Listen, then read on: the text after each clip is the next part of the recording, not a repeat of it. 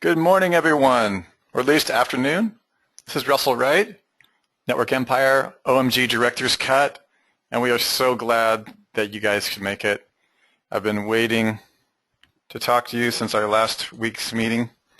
Seems like a long time has passed, so I'm really glad to be jumping into new questions. I'm here with CEO Sue Bell, released of Network Empire, and many other companies that she runs. She's a software architect behind pretty much everything that we do gets approved and runs by her, including the inception. Also, Jimmy Kelley is here for all of your crazy SEO needs.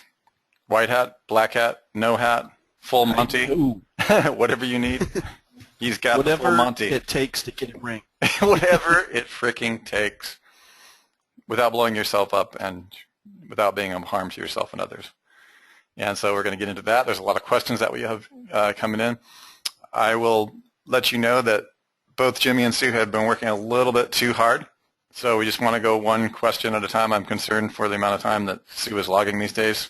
She's both programming and managing 3 companies and cracking the whip for several operations departments and doing things that most people would not believe are humanly possible. Jimmy is seldom sleeps and is running several major projects that include ranking for ridiculously competitive terms while back engineering Google's latest patents with Sue.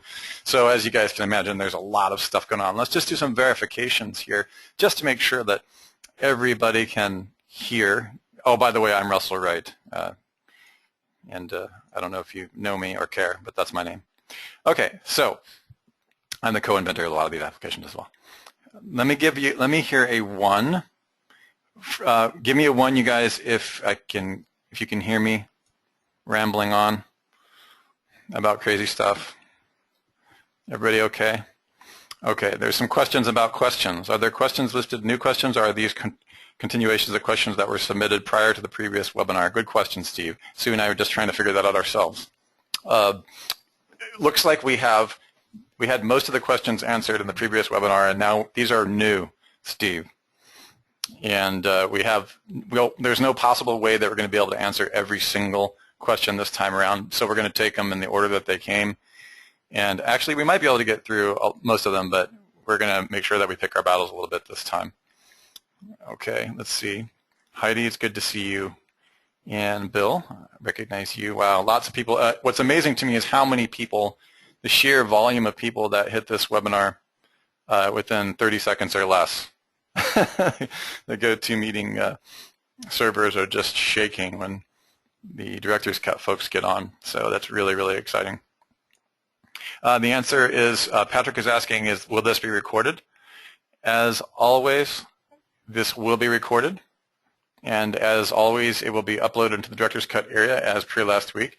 Some of you noticed we had a little bit of an issue. I handed David Mills a copy of a recording that was only 3/4 of the way completed for some reason, and then we found the full recording. So that's up there for you. Anybody who missed the previous recording, go ahead and go back there and listen to it. If you're interested, there's some incredible reveals in there. I actually learned a couple of items in there about local, specifically the URL aspects of local search. Jimmy and Sue had an amazing dialogue about that, so that's something you're not going to want to miss. I guess at this point, we're just going to jump right in. The process here is we have the questions that Sue has from the form, but we also have a lot of you that tend to ask questions right here. And depending upon how we end up doing it, sometimes we'll volley back and forth just to catch our breath on the spreadsheet.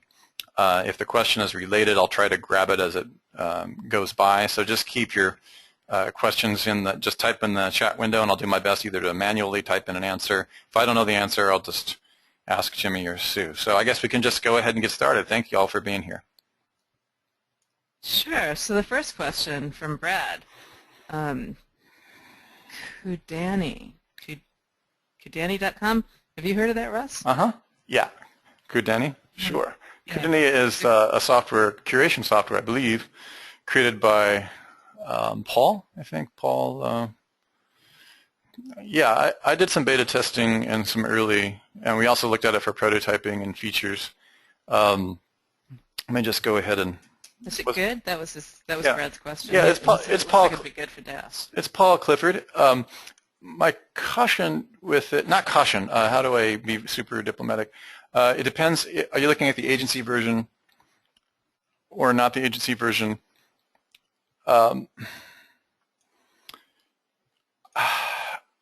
It's kind of like apples and oranges. Like there's nothing. As long as we're clear that Kudani doesn't domain authority stack.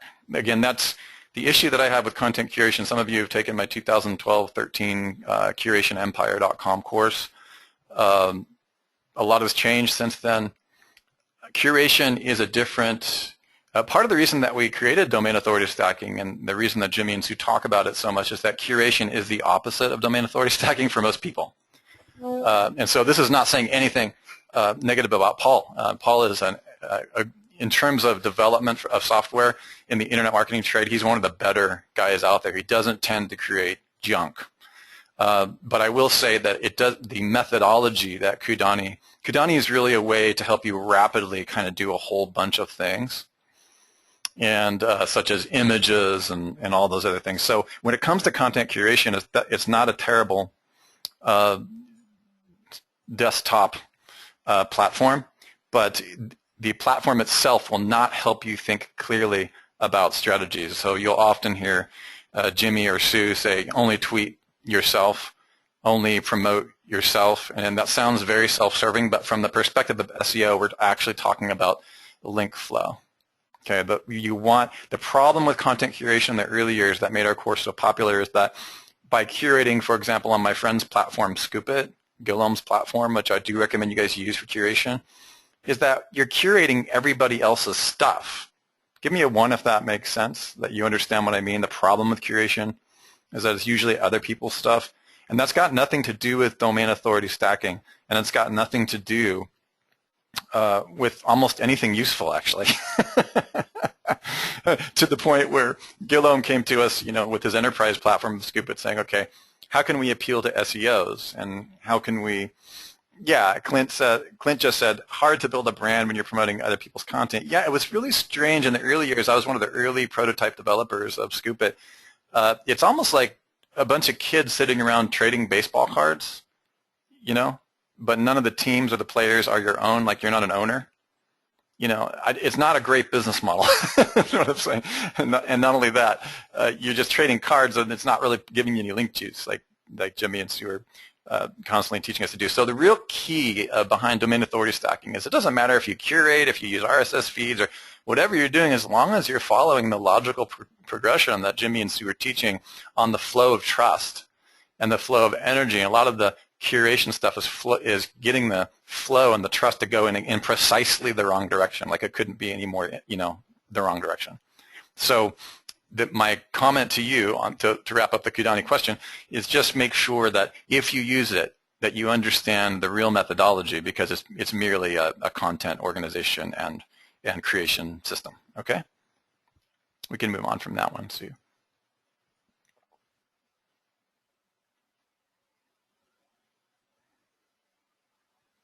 Hello? Is there anybody else here? I'm not able to hear you, Sue. Oh, it would help if I weren't muted. Yes. Yeah, am I back now? Yes, you are. All right, good. We lost you.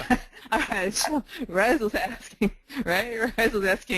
what's the best way to build a vSilo without using DWS? Can you do it manually? Absolutely is the answer. So I'm going to show you how to do this with the Deep Silo Builder. It's the same thing with the vSilo. Deep Silo is a plugin that's just about ready to come out, but this feature is in the existing, both the regular Silo Builder and the vSilo Builder. So you can just come in here, you can click. If you're starting with a brand new site, then home is going to be your only option. You come down here and you can type in the keywords that you want for your silos. So let's say that we want, for example, search engine optimization, and maybe social media marketing.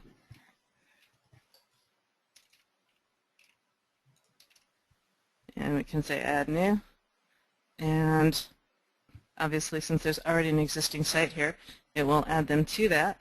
And then you can take them and drag them to wherever you want, if you want them in a different order after you're done. So And then if you want to put in, didn't I type in search engine optimization? I'll check that. I already had SEO. Hey, Sue, just hang on a second. There's some complaints. Give me a 1 if you can see Sue's screen, and 2 if you cannot. George is saying that he can't. Okay, that's just you, George. I think you might. Oh, there are 2 people out of about 100. They're saying. Okay, I can make this bigger. Yeah, maybe the browser could go a little bigger. Okay. Most of the people can see the screen, George, just so you know. Maybe, gosh, I'm not sure what that. People in the list, it seemed like. That's not very many. All right, so yeah, maybe log out and log back in again. All right, so search engine optimization and social media marketing, you can see that it added those there. So if I want to add something underneath search engine marketing, then I just check that. And I can say like SEO. I don't want to use SEO. That's already a silo that I got up there. Give me some keywords, people. Oh, keywords. There we go. There's a good word. Just do one. Keyword research. Okay. There you go. Keyword research. All right. And add that, and that will add it underneath this silo here. So because I don't think well on the fly, as you guys just saw that, I like to have a keyword tool, so I've got some keyword ideas. And Jimmy will tell you his favorite keyword tool is the last keyword tool. But you could use the Google Planner if you want. People are asking why you have the hide my IP thing up there, and what is all that That's about? for the next question. I was redoing things while Russell was talking. I tried to multitask. All right. The next question is from Jeff. He says, I'm just building what will pretty much be a static site. Should I set up the RSS one feed strategy once I've started building the site? I probably won't get on my soapbox, but I hate the concept of a static site because although I can see it for many sites. So like if you've got a product site and you're going to put up your products and that's going to be the end of your site and you're going to go blog on someplace else, I guess I could see that. So so should you set up the RSS one feed strategy once you've started building the site? If it's going to be mostly pages, which is what I tend to do for a static site, then you're going to want to make sure that you've got a plugin that's going to include your pages in your feed. And you can do that. You're not going to see too much benefit off of the one feed if you've got a static site. So I tend to use that on blogs where I'm going to be blogging regularly. So if you're going to have a static site, I totally recommend that someplace you've got a blog where you're blogging about your products and the news around them and how it solves the pains in the marketplace and all that kind of good stuff. And that would be the place that you really want to do your one feed. Yeah. It doesn't hurt to do it on your static site, but it just isn't going to bring you the effect that you want. I mean, it makes. We had this question last week, and the answer you gave was the same. Essentially, guys and gals, you should be thinking in terms of, if you're going to have a limited number of pages, that's going to be the only pages in a static site. That'll be the only pages that are ever on the RSS feed, and so your XML is just static. I think the main concept here is broadcasting or continual content broadcasting, because then you just add link after link after link to your feed page, right? When you don't do that, it's one time, and then that feed just goes out everywhere. And I suppose you could keep using that same feed over and over again. And there are advantages to doing that in terms of ranking, which is why we have the sticky at top in the upcoming one feed supercharger. But more or less, as Sue and I and Jimmy can attest for thousands of sites and hundreds of clients, the more you post, the more traffic you get, and the more rankings overall, depending upon how you set that up. Scott asks an interesting question. How do you regularly blog if you have roughly 50 sites for clients? Mm-hmm. I put that back on the clients, because the clients are the ones who really know about their products and about the news in their industry and all that sort of stuff. You can provide them with ways that make it easier, but really it should be up to them. Yeah, for example, when we set up, we're sold out on this, but our done for you blog booster service did not include us creating the content for the client. We would actually charge as much to create the content as we would for the blog boost itself. which was already an expense, a fairly decent sized cost expense for them. So just remember, keep those things separate. You've got to think about your product costs and development, folks, if you're offering those kinds of services, because it takes time to properly syndicate through the one feed, and if there's no content, you can't syndicate much. So those are two separate expenses, and when you show people how this works, and you can also show them the kind of difference of traffic on a static site versus a non-static site, then you should get paid pretty well for that. So Adrian says, using the DAS method with vSilo feeds promotes posts and the content become pages unless you go 3 layers down. Yeah, yes. Let's go ahead and get that question a little bit more clear for everybody. So the vSilo plugin has 2 static layers of pages. The silo landing page, let me see if I can find you an image here really quickly, because otherwise I will lose myself. Website silo architecture, you can type in and we're at the top.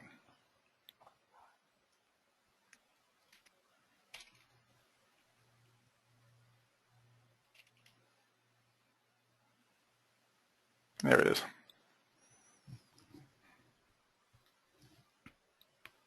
All right, so this layer right here, the pages that end up being the main menu at the top of your site, those are going to be static pages. And then vSilo, this layer is also static pages. So you don't get to actual blog posts until you get down here.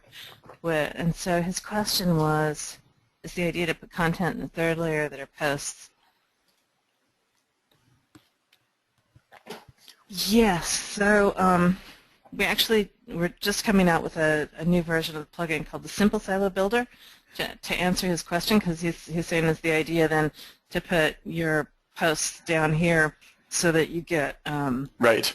new content regularly. Yeah, that's a good question. And, yeah, it's a great question. And that was my original idea, because typically you've got like a product category, and then you've got an actual product, and then underneath that product you occasionally put out additional information, and so right. those things come up as posts. Right. And so yes. So as we started working with it more and more, what I realized was most people just want to have a set for their blog. When you have just a blog that's associated with your static site, you want just one layer of silos, and then you want to make this layer posts. So the Simple Silo plugin, which it's pretty much done. Will be out this week. Yeah, we're going to release it this week. We'll let you stick posts. As you post, it'll just come right underneath here, which is a more natural thing. Yeah, so what I love about it is that for those of you who have a blog and just want to have the posts like one layer deep, right, it's there. And those of you who want to continue to use our old methods where you have the siloing of the pages and then your post is at the bottom layer, you can still use the completely upgraded vSilo plugin and the free Silo plugin, which have also been built from the ground up. So yeah. That's pretty exciting. I don't remember if I talked about this last week or not, but the idea behind the static pages is that they stay ranked longer and easier. So posts rank quickly enough, right, as well as do pages, but for the long haul, because posts were designed to be news-oriented, they fall into the archive and they fall out of the rankings pretty darn quickly, unless you're doing something to keep them there, which is a lot of traffic and a lot of fresh inbound links. Right. Static pages, on the other hand, were more intended to be evergreen type pages, and so they tend to stick in the search engines, or in Google at least, longer and easier. So that was why we used the static pages as a framework for the silo structures. Exactly. Exactly. All right. Here's a quick question from Damien. Can I use the one feed advanced on my local website that doesn't get many searches for the main keyword? Jimmy mentioned that we shouldn't send too many links to websites that don't get much search volume. You know, I don't have too much problem with the one feed. I'll let Jimmy weigh in on this, but I don't have too much problem with the one feed because the actual link itself is the title of the blog post, which is quite a long link. And so there's enough diversity there, in my humble opinion, that you don't run into any problem. Jimmy, are you there? Do you want to say something about that? Yeah, I'm here. I mean, so that's in regards to the Panda update that happened. We have more information on that in we did an update to the GSA course that you can find if you're in that. but specifically, when you're sending backlinks, just think of more how people would type into your site. So if your main keyword was going to be, and with this I try to stay away from like descriptors, and I think we've talked about this in a couple of the webbies so far, but descriptors just like, that could be like a location, so that's your city plus keyword, or that's your price plus keyword, or that's your inventory plus keyword, something that describes what your keyword is or is more specific to an actual, it defines it, or it defines where it's at, or what it is. So, but it's not natural for people to typically type that in. So, for instance, typically if you're in, let's say your water pipe breaks, you got water all over the floor, you're not going to come in and most people don't type in water damage Salt Lake City. They're just going to type in water damage repair, or plumbing repair, or something like that. It's not going to be like a geographic specific keyword. And one of the big things with that Panda update was you just need to stay away from, it doesn't make sense to have city plus keyword over and over again, because it's not getting enough search volume to support that many inbound links with that anchor text. And so you just want to be careful of that when you're doing your backlinking.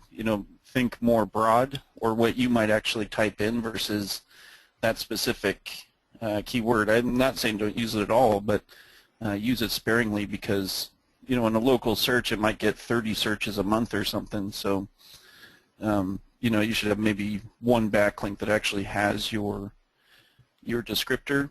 And when I choose that one that's going to use it, I usually try to pick the most powerful link I have access to be able to push for that keyword. So hopefully that kind of makes sense. Gotcha. I'll answer real quick. Can I just grab Risel's question or snipe that one off, Sue? Oh, I have a. Do you want me to show a picture of? This is one that I took way back in the day when we were doing the other one feed. Oh, definitely. Course. Probably want to grab the screen then, or? Yeah, I'll show you guys here. Just so you guys can kind of see like the results you can get. So hopefully, let me know when you can see it. Give me a 1 when you can see my screen, just because I know it takes a little bit of time for it to load. Yeah, we can see it. Okay, so this is an example of implementing the one feed, and this specifically for this example was just implementing the advanced one feed. So you could see how the traffic and more visitors just kind of started taking off after just implementing the one feed. So you can see it's a very powerful technique.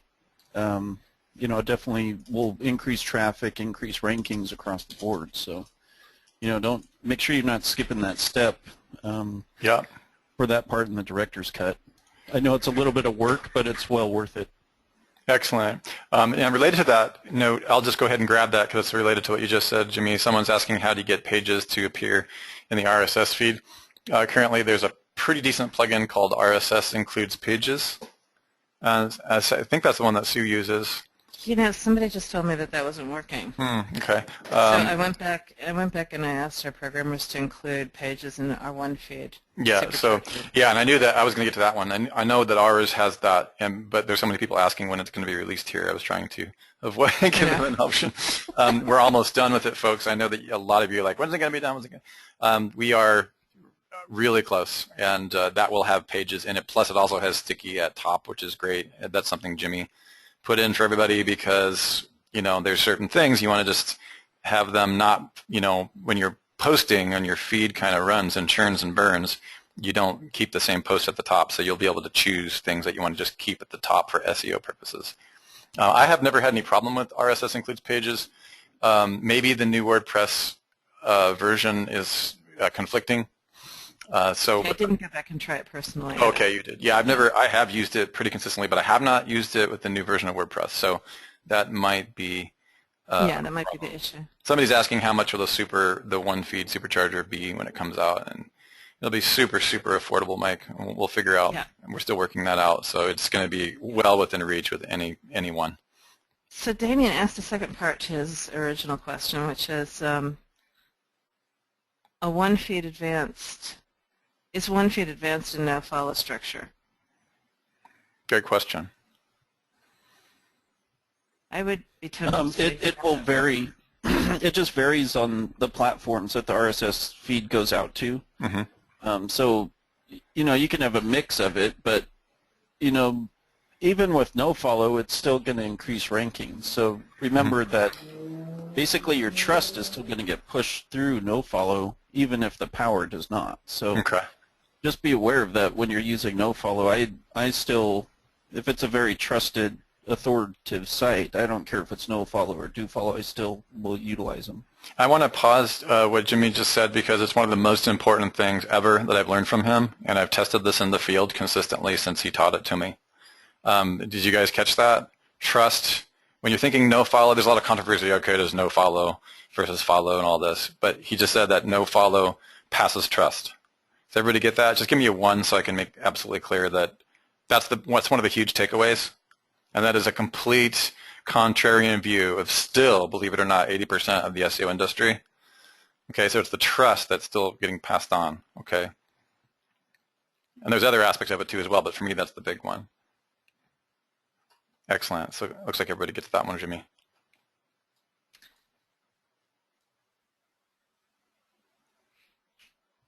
Cool. There was one other question. David asked about vCraken. Should we demo that real fast? Oh, yeah. I was wondering, he was asking how does vCraken work. He was also asking if vCraken was part of the one-feed system or could be used as part of the one-feed system. I'll let you guys answer that. Those are loaded questions. He was actually asking if it was part of DAS. Oh, I'm sorry. Part of DAS. My error. Yeah.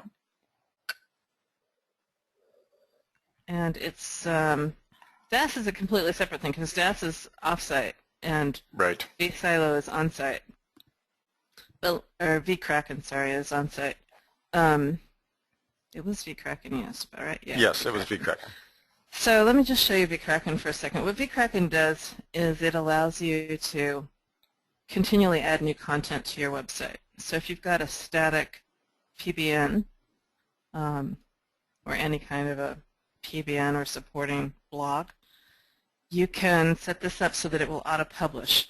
So you can come in here to your settings. I'll do a video and show you the whole ins and outs of it.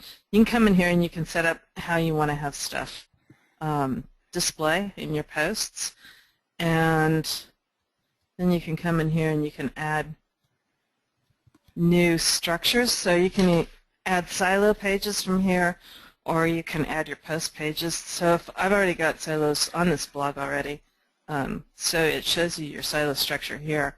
And I can just add new keywords. I can also import keywords from Kraken if I want to. Like, that can make it get really out of hand. Like, I would be cautious with that. Yeah, we have special hosting that we set up for that, which is available to you guys. But just keep in mind we had to build a special hosting business just to be able to host these things because you can have 1 million pages in short order over the course of a year. So the new version of vCraken is going to allow you to post in days. So you can just set it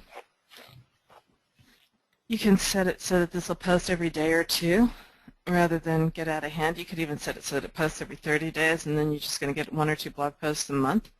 And that'll push it through the one feed, which of course you'll have set up properly.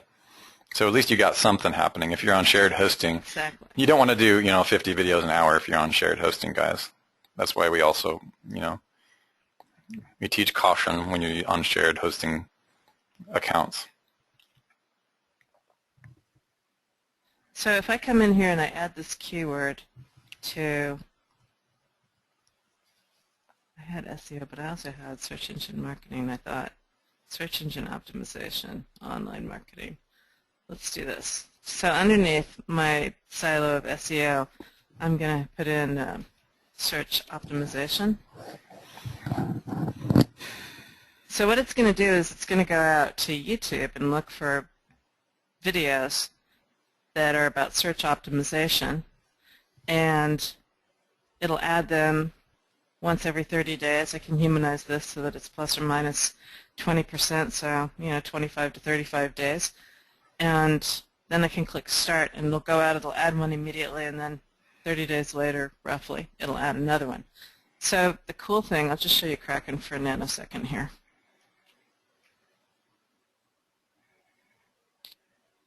Let me see if I've got a recent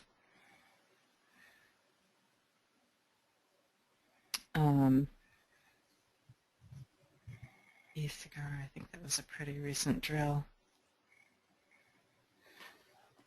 One of the cool things that we added to this were the number of YouTube videos. So you can come in here and you can take a look at what your keywords are and how many videos, and make sure that you've got enough videos to be able to keep your site going for quite a while. So general recommendation there, sorry Sue, is 5,000 or greater I've found. Well, yeah, but you post like 30 posts a day. Yeah, that's true. Even if you have like 30 posts an hour on some of the sites. But even if you have like, you know, if you have less than 5,000 and it's a topic that's very hot and very viral, then you can pick it, because usually more stuff will be uploaded. But that's just a general rule of thumb. But you're right, if it's every 30 days, 5,000 is fine. I've never actually built a blog where it posted every 30 days.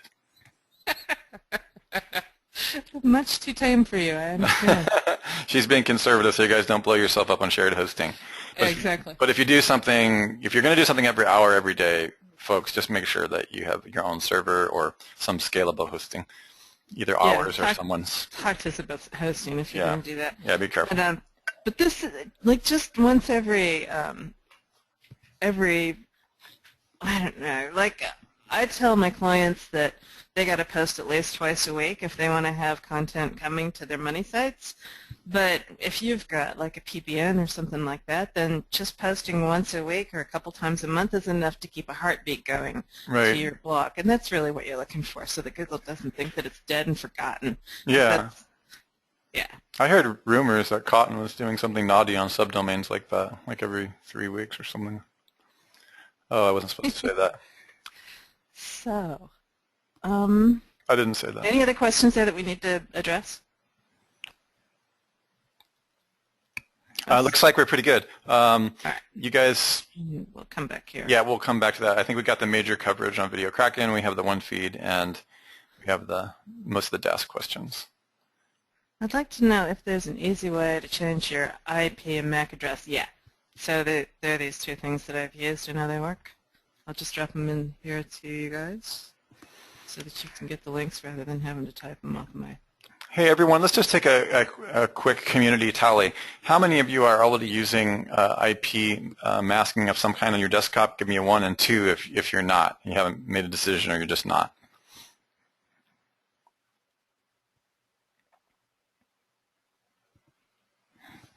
Okay.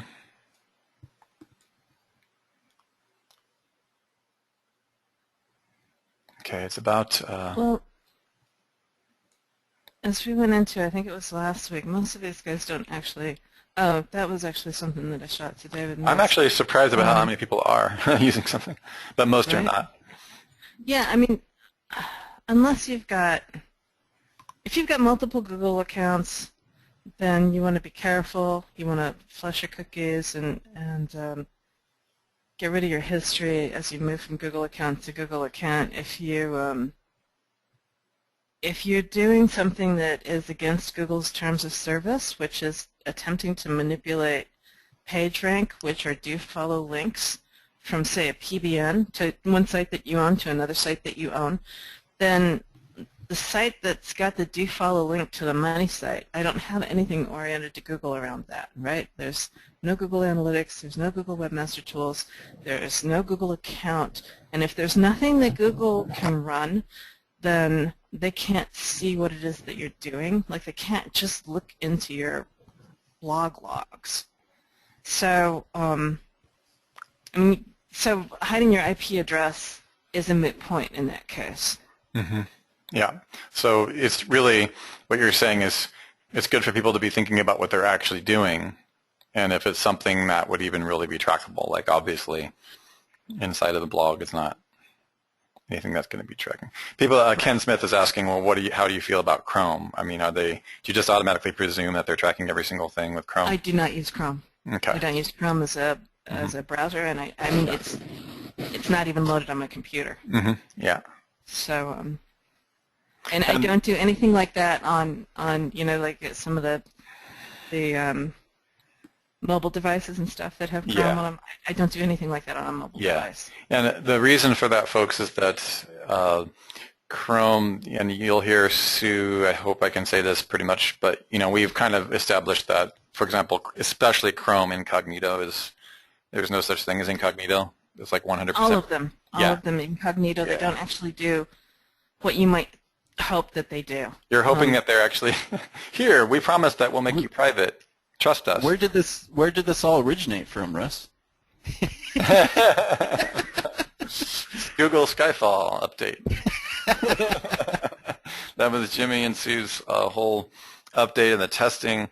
It really got to the point where, as I spent hours and hours with Sue and Jimmy listening to them go back and forth with the patent and then trying to make my own contributions, but it started to turn into a little bit of a paranoid fest, because it becomes quite evident that, especially when you use some of the browser tracking software, like we gave you guys an example of that. It's actually on our public blog, where you can actually track all the sites that are getting information with the site that you're on, and then the browsers, of course, have a significant role to play. At the end of the day, there's not a single thing in terms of your privacy that is sacred at all to any of the companies, the sites, the services, the browsers, and the search engines. So just keep that in mind when you're building your networks, that if it can be tracked, it probably is being tracked. The only uncertainty is the specifics of how that data is going to be used, for example, to expose a private blog network or to expose the fact that you set up multiple profiles. And I think Sue's advice is the best. Just remember that there are institutions and agencies that have 1 or 2 IP addresses in the most, and they're building lots of profiles, or there's a library where people are logging in all the time. You might have 20 or 30 students at a high school, or even more at a given time. So the idea here is just to keep a real-world understanding about what's actually tracked, and what would be in Google's best interests, and how to just protect yourself from going too extreme and exposing the things that you're doing. Does that make sense, Sue? Here's some things to ponder too, just so I can rant a little bit. Yeah, you go ahead and rant. You go. So, you guys, I don't know how many of you keep up on the news and stuff. Do you guys remember when Google was getting hit with the antitrust from the government? Yeah. Okay, so shortly thereafter, they magically dropped that case against them, and then in came them awarded to help them figure out terrorist activity using people's activity. Right. So, and now what you see in the patent, this latest Penguin patent, is their ability to track everything all the way down to your MAC address, basically. Yeah. And so magically, the suit gets dropped against them as soon as they win that DoD contract. So I just thought that was interesting. Yeah, I mean, right. Folks, the fact that, and coming from both Sue and Jimmy have military Department of Defense background. Sue has a software development background with the military, the Department of Defense. The team that's working with you here, like these guys are, Sue and Jimmy's skill sets in this department are huge. One thing I would say is that it is no secret at all that Google is now officially NSA. Now, when you look at that and you cross... No, you can't say that. No. We shouldn't make them too paranoid. Oh, sorry. I can't say that? Okay. Well, somebody is asking... NSA. What? Somebody is asking what is a MAC address. So... Oh, I have an article right here that says that it's public knowledge. Sorry.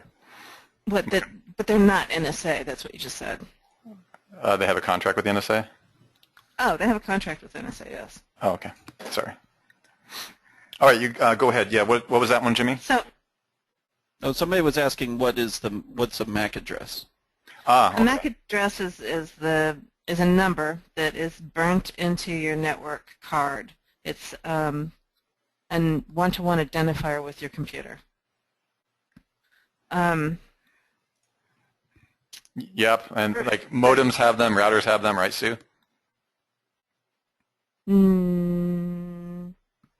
Routers have them, network cards have them. Okay, because I have a modem right here from the Dish network. I'm at my condo right now, and it's got MAC address on it on a sticker. Okay.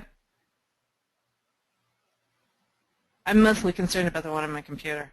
Gotcha. So you don't have to worry about anything else. Like, well, for example, I had questions because from multiple people can access a router and a Got it. modem. Okay. So that's why you're saying there's no need to really worry about a MAC address on a router. Right. Like a high school or something like that has like hundreds of students using one, right? Yeah, libraries, yeah. Gotcha. All right. So unless you have Google Fiber. Oh no, sorry. I wouldn't do that either. I just wouldn't do that either. Yeah, they got everything in the universe, right? All right. So let's like pull out of the. Let's get back to SEO. Okay.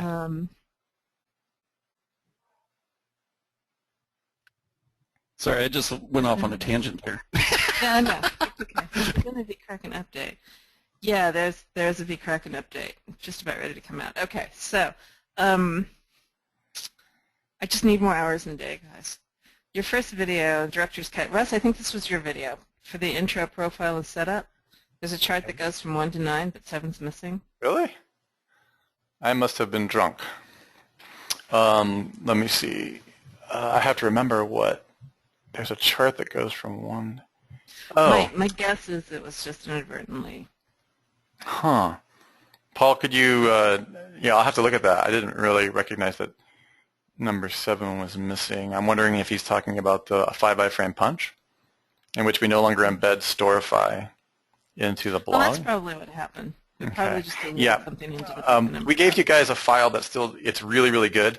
The one thing that has changed is that we no longer embed Storify stories in a particular category in the blog using the Storify embed function. I hope that's what you're talking about, Paul. And the reason for that is they just became, Paul is saying it's not. Okay, so I'm wrong. Never mind. Okay. I really don't know what you're talking about. I'll have to sort that out, Paul. If you could ping me or somehow get with me on Skype, I will try to fix that. I really don't know what you're speaking about. I'll look at it. Okay. Somebody would like me to finish my sentence on Storify. One of our process maps in the 5 iframe punch, perhaps you guys remember it, is we would embed Storify inside of a static blog. I don't mind doing that on the second layer of our networks, but we don't do that anymore on the first layer because Storify got too undependable. They got too undependable. Sheesh. I need another cup of coffee soon. I did not sleep at all last night, like I had 2 hours. There's just the servers continually go down. The company was in too much growth, and then when Livefire purchased them, they got so unstable that you just really don't want iframes on your first ring, on your primary money site and or blog that are not going to have the uptime because it just makes you look bad. It drags you down. Sue never liked it in the beginning. She told me not even to put it in there the first time, but it did it anyways. And then predictably it failed as usual. So that was my idea. It was a bad idea, so we took it out.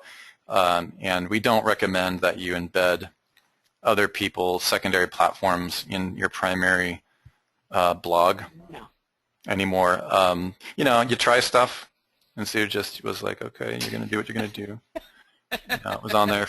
I mean, I did get some rankings from it. It was kind of weird because I would change the header and the topic, but even then, Storify would tend to outrank my own blog more or less. So it was just, we removed that from the 5 iframe punch. So just, guys, don't embed your Storify story inside your money blog. If you have secondary blogs on your secondary layers, that might be a little bit better. Like sometimes I'll put it in a pin bid site or something like that. Okay, so Damien asks a really great question. How fast can I, or how slow should I, build a DAS stack to a brand new, small local niche website? Mr. Jimmy? Kelley?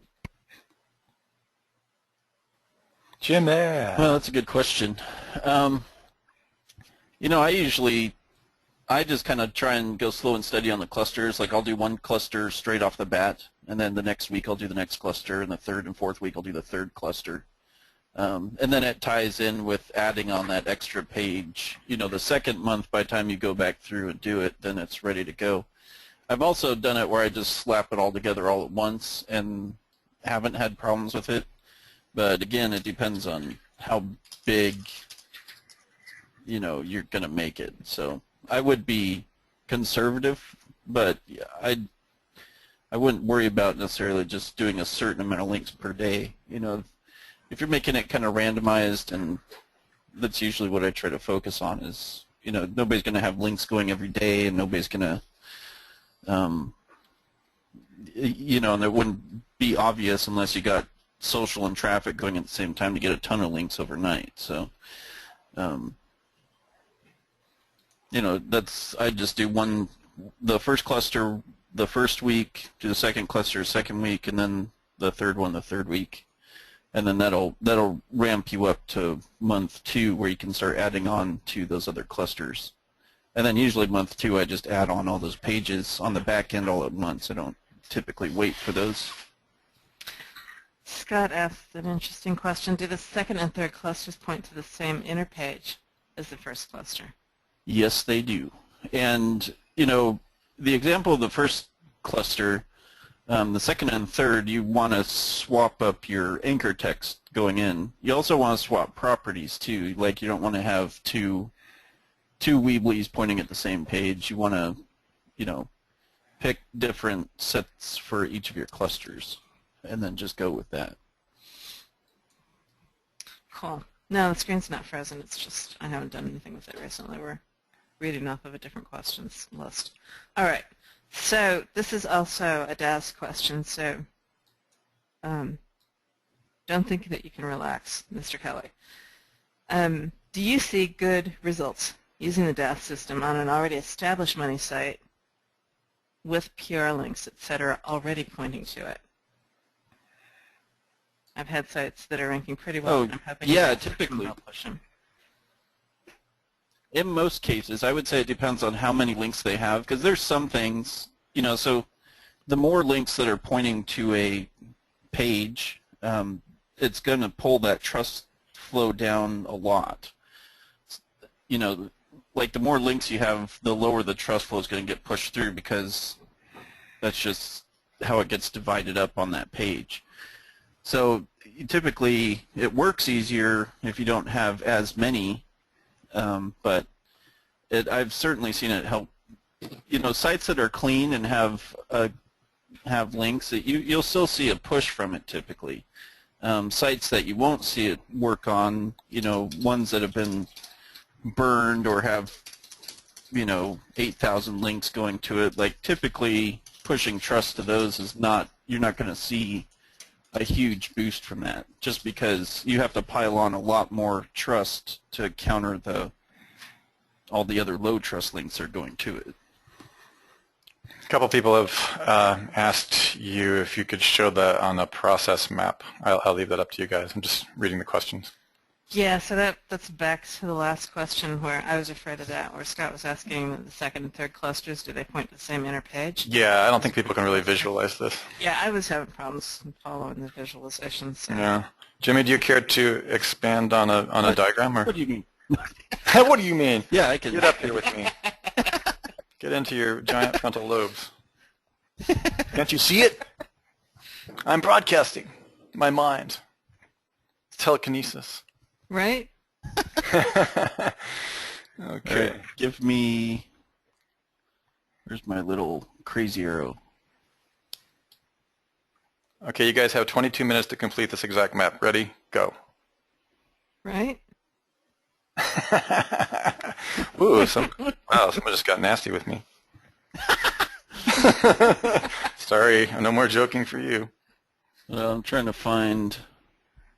He's always in a little bit of a bad I can't mood. find my crazy red arrow. That's unfortunate. Oh, that's sad. I know Jez people was so don't excited. like my crazy red arrow. I can't live without the red arrow if I don't see that like once per day. Right? I know. Like something's not happening. It's very sad.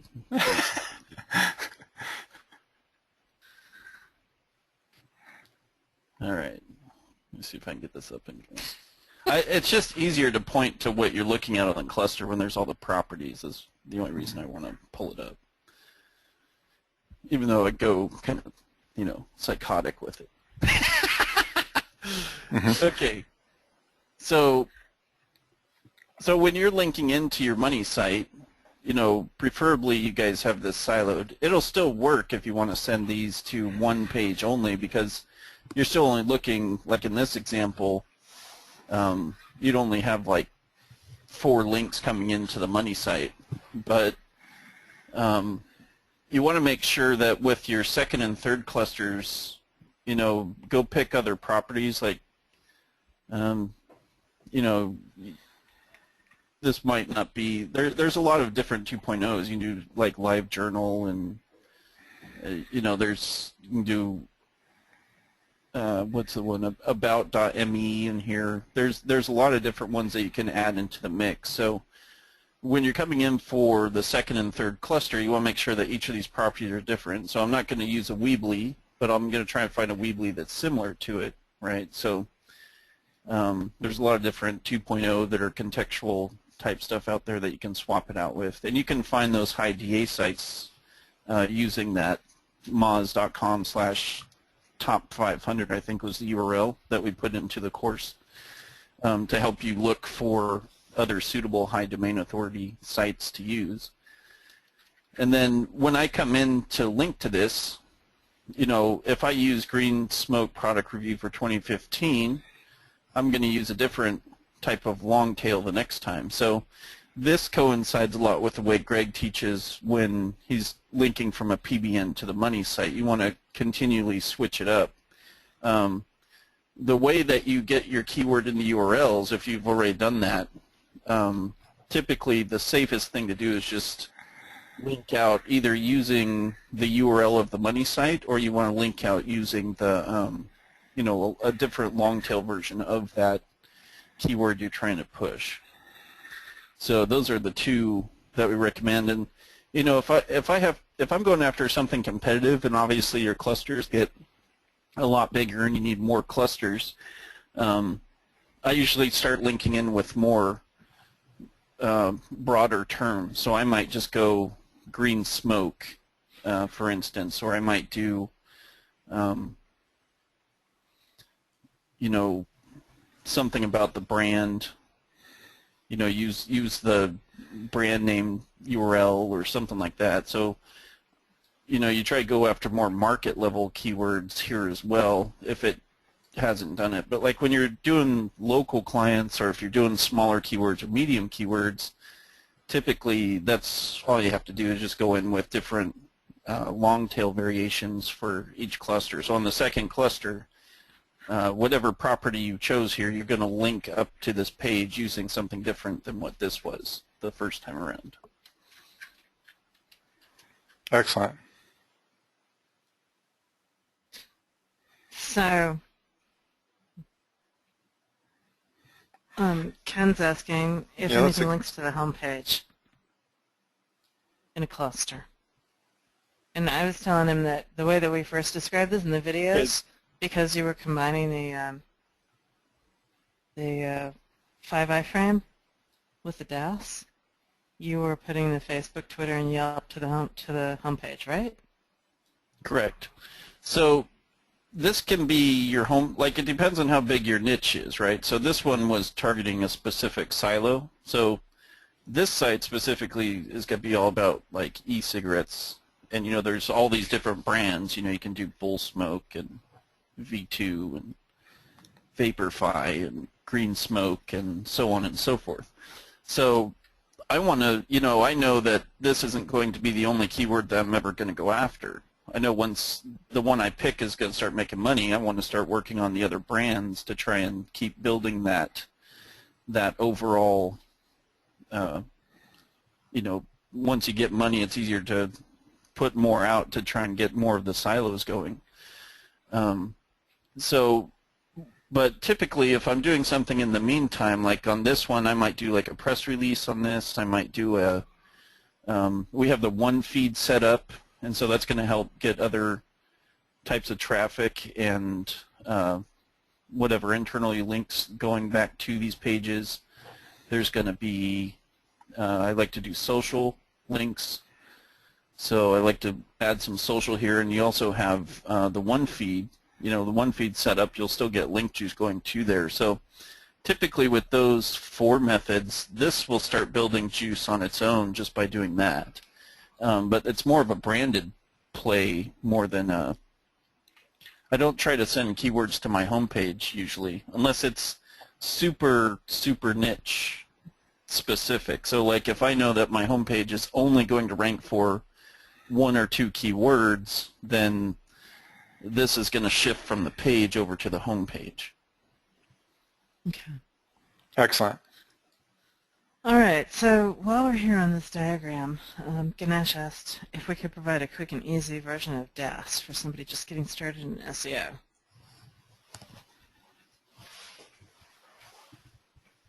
Would you say that that'd be like the 5 iframe punch?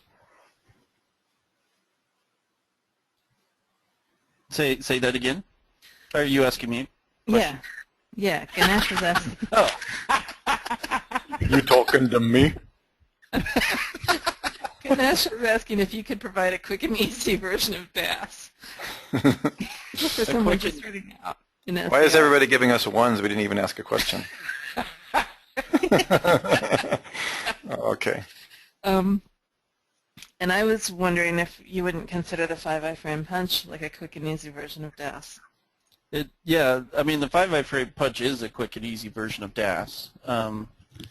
You know, with the version that we put out in Network Empire, basically what I was trying to do is get people to understand more concept-based stuff. So when you know the concepts of what's going on, you know, when you're looking at, you know, you need high DA, and you're going to include power, and you're going to include other high DA going to these. Once you know that process, I mean, you can see it anytime you're doing link building. And that's what I was trying to get to with that course, is I want people to understand, like, you know, like why is it you go and buy PBNs? Well, PBNs have a mix of both trust and power mixed in from the start, but it doesn't have as much trust as some of these properties would have, but it definitely has the power associated with it. So that's something I really want to try and get across to people, was I'm trying to get people to think, you know, when you go and build a link, look at how the link juice flows on that page and where it's going and how you might be able to manipulate that more. You know, like there's a lot of ways to actually hide the link juice that you do. So if you have a competitor and some niche that keeps being a jerk and reporting your links or whatever, you can find other ways to just hide those links. And so you'll be ranking for stuff and people are like, well, there's no, you know, there's no links to this page. Like, you know, for instance, you know, you look at this one.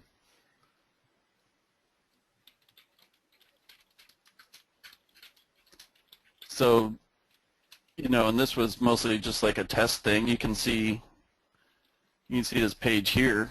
So it's just number 3, and it's been sitting here for a while. I implemented this during an update, so it just kind of popped up out of nowhere. So that way competitors are like, they just attribute it to the update more or less, so they're not too concerned with it. But if you go and you look at the backlinks on it,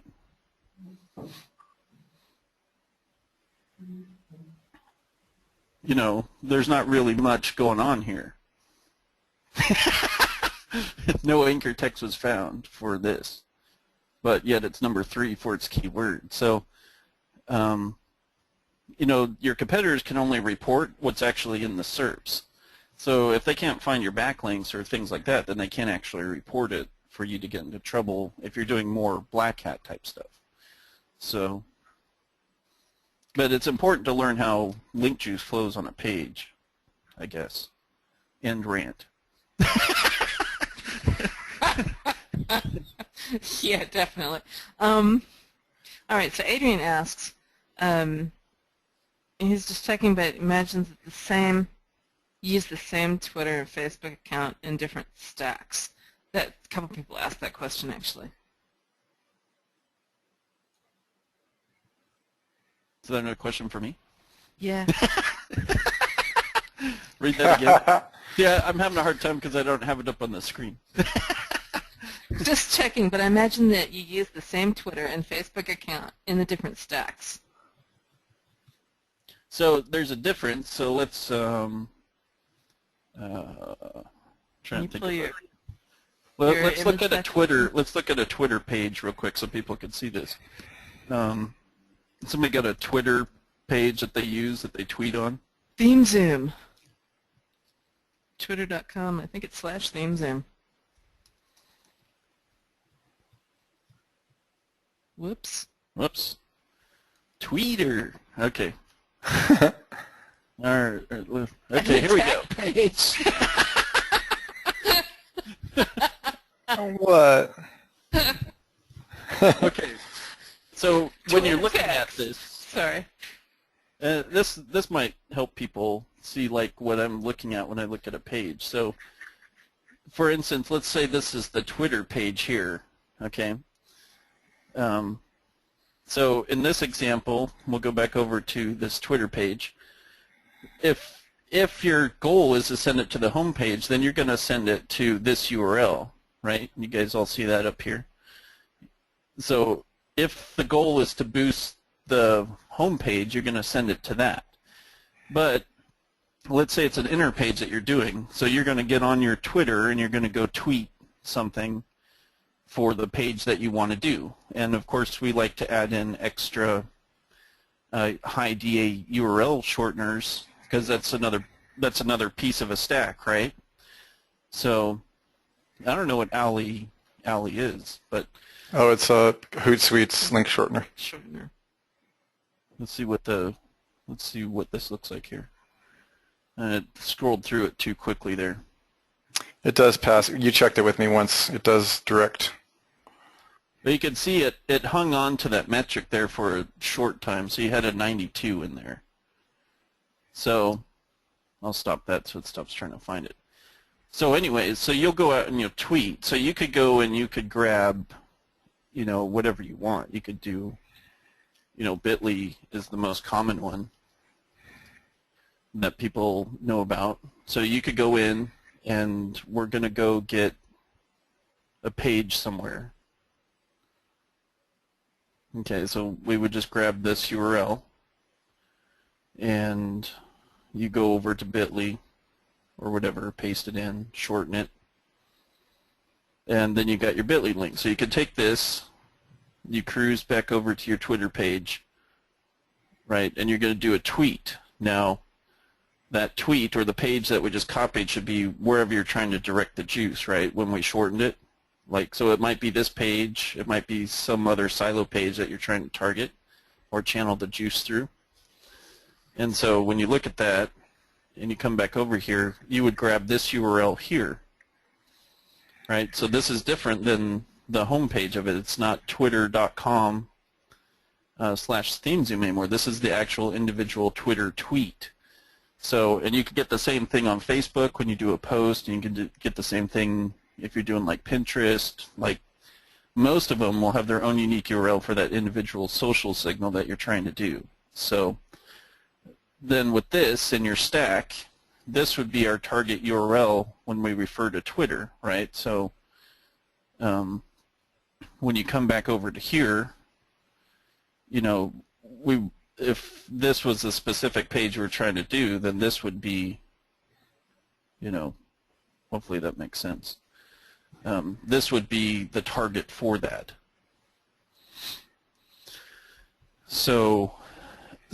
And that's one thing I want you guys to really grasp.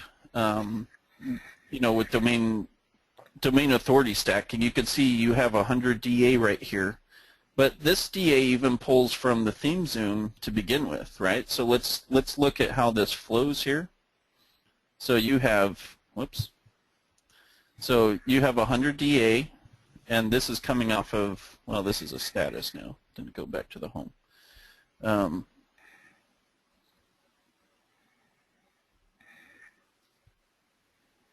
Okay, so you have your main Twitter page. So the green highlight on here means it's a do follow link. So if you power this up, that do follow juice is going to flow down through, and to get to this individual tweet, you just click on the time or the date, depending on how long ago you tweeted it. You click on that, so juice flows to this page here, right?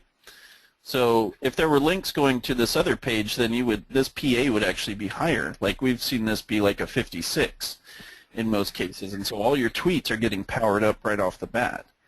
And so from here, you know, if you send a part of a DAS stack going into this, then you just added more DAM power to this specific tweet, and that's going to push that trust down through another shortener, which is a 301 that then goes to your specific silo page that you're trying to promote.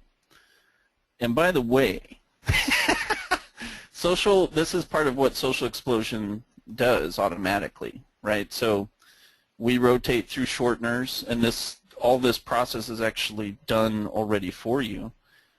So you don't have to go out and do the tweets and the shortening and all that, but it goes out to like hundreds of different accounts, so you don't have to sit there and, you know, do that on your own Twitter army. I mean, you're certainly welcome to, but it's already in place and makes it a lot easier. So that's what I want you guys to grasp kind of when you're looking at, even though you're seeing this part here, Facebook, just realize that it really depends on where your target is. If it's going to an inner page, well, obviously on your main account, you know, that's going to,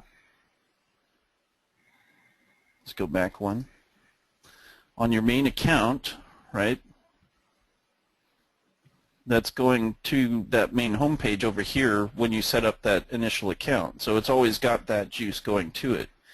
But if it's not your home page, you need to create a different URL so you can channel that a different way. Yeah, and also, folks, don't ever use a picture that bad. Oh, hey, Jimmy, I have a question for you on this. Specifically with Twitter, because the t.co is automatically inserted domain-wide, do you consider that a double? Is that a double redirect because of that, or is there any? Yeah, that's a double redirect. So that's fine though, right? It goes to the t.co, t.co goes to URL. Okay. Yeah, that's perfectly. Well, you know, I've said in the past it doesn't count, but it does. Okay. Technically, you can go up to 5 redirects, but realize that you're losing a little bit of juice each time you jump on a redirect. Okay. And so I just wanted to toss that out there for you guys, that Twitter is a specific, like none of the other social platforms at this time do what Twitter does, which automatically, even if you use link shorteners like in the Hootsuite information we showed you, where it's auto-posting or the one feed's posting, Twitter, no matter what link shortener you use, will always add its own link shortener regardless. So you've got a double whammy happening there, just specifically on Twitter. Pinterest does not do that. Neither do the other bookmarklets. So just keep that in mind. Does that make sense to everyone? Give me a 1 if that makes sense. Okay, good. Okay, so Chris asked a question. As it scrolls by the screen here, hang on a second.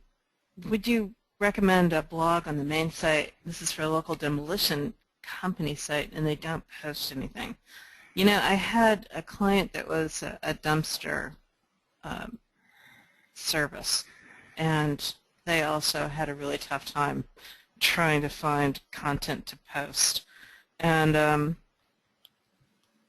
I actually think demolition might be a little bit easier than dumpsters, but yes, I would probably put it on a subdomain. Don't worry about the fact that it's not on the same subdomain as the static site. So I'd put it on like news or blog or something like that, .whatever-site.com, and get them to post as regularly as possible, and just to post about concepts that are related to demolition, even if it's not directly demolition. So yeah, and if you can get, you know, some short videos of demolitions that they're doing and stuff like that, like get it a little bit more active, like that's awesome. But I know that can be like pulling teeth. It actually took a couple of years before my client actually figured out ways that he could get regular blog posts going on. So, all right, let me take the screen back and we will do the next question. All right, so this is a question that came in on the scroll from Lorraine, and she is asking about HTML verification for webmaster tools. So let me just ask you guys, give me a 1 if any of you guys are also having problems with getting verified with WebMaster Tools? And if so, we'll go ahead and do a quick demo, and if not, then I'll just get back to her personally. Well, I have a demo going to David Mills today that I've created offline. Awesome. So you don't really need to do it on this call. We promised it last week. The delay is my own because I wanted to give you guys a comprehensive list, but because there are 2 different ways you can do it. So you can expect that to be uploaded to the Director's Cut in the next 24 hours. Beautiful. All right. So, silo question. Using the site, you've helped Mike, the Olivia Wilde site.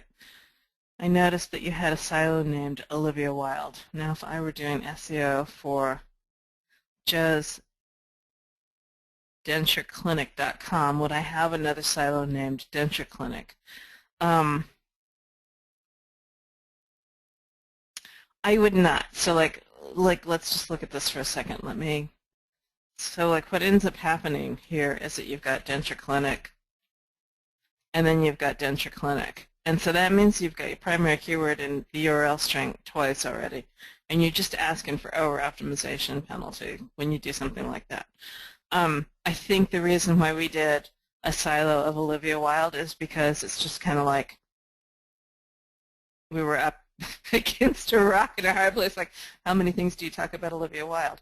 So I guess we could have gone into some of her filmography or something, but at the time we were just trying to put something together pretty quickly, so we actually used her name as a silo. I wouldn't look at that as solid SEO practices.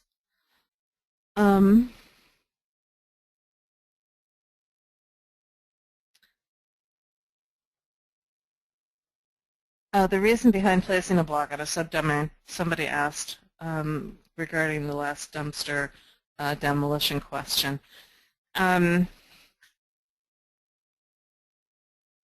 It largely has to do with Google Analytics. I don't like the way that Analytics, when you put it as a folder underneath an existing site, I don't like what Analytics does to that domain. I have a really tough time. I mean, you can separate them out, but it's kind of an advanced maneuver in Analytics to see what's actually going on. So I stick it on a subdomain. And because Google treats an entire domain as a single site, so if you have subdomains,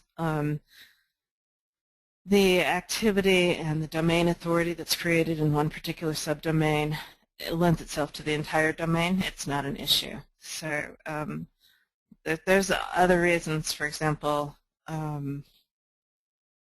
you can have a blog role. You can have a single instance of a WordPress install and have a static site and then have a blog role as a folder or as a silo.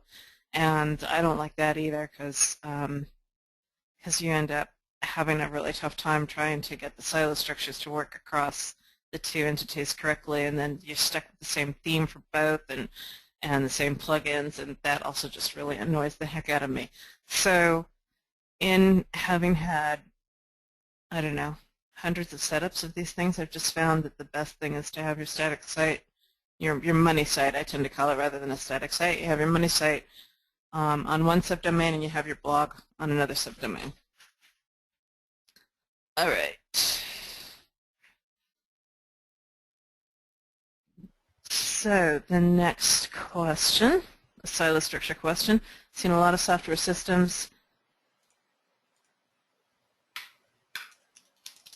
If I have a niche site silo menu structure that I cannot get down the vertical market from the silo to category post, would it be best to move some silos to categories in the posts?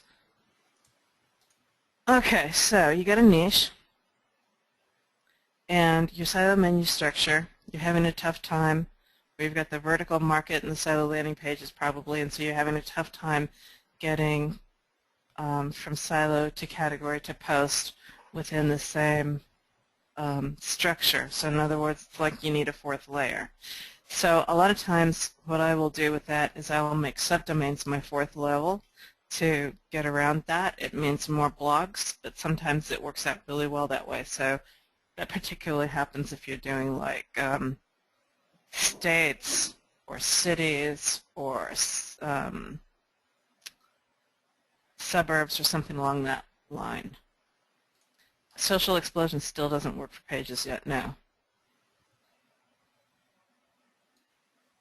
Did a flurry of questions come along related to that, Russell? Well, you mean just now? Yeah. I thought I saw it scrolling over on the side. Well, not related to that. If you have your money site in one subdomain and a blog on another subdomain, would you not then have the site on the domain itself?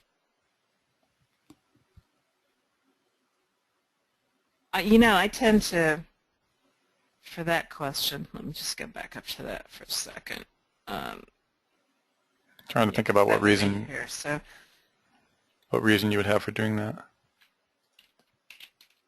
I would tend to do www.mysite.com, and then I would do like news.mysite.com. So this would be your money site, and this would be my blog. I meant news. But this can be whatever you want to call it as a subdomain. I don't do anything that's just mysite.com without, I always have at least the www in the front of it, if that makes sense. And there are technical reasons for that, why that gets into traffic hospital type conversations, but just know that's the way. That's really the best way to protect your ass. When building out a blog on a subdomain, we would have completely different silo pages from the money site. No, I actually mirror those same topics from the money site onto the blog. And then keywords don't have to be the same on the post level. Let me pull up my trusty dusty little thingy diggy here. So what I might do is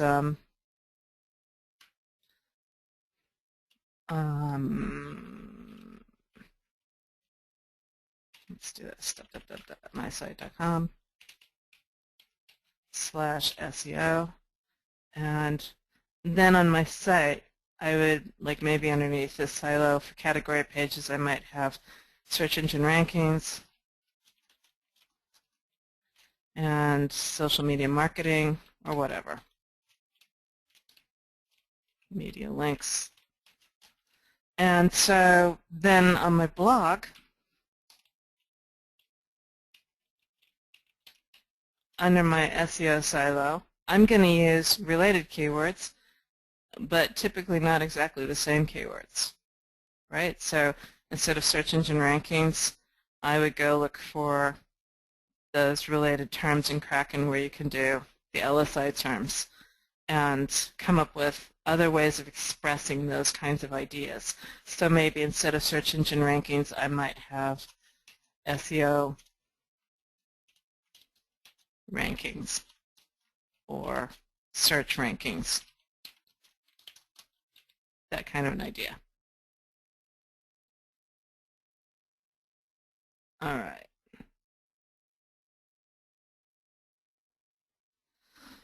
For the blog site, instead of news, can one use a pure diverse keyword? Absolutely. You can make that whatever you want to. So if you want to make that more, when it comes to your blog, if you want to make that more oriented to a money keyword, you can do that.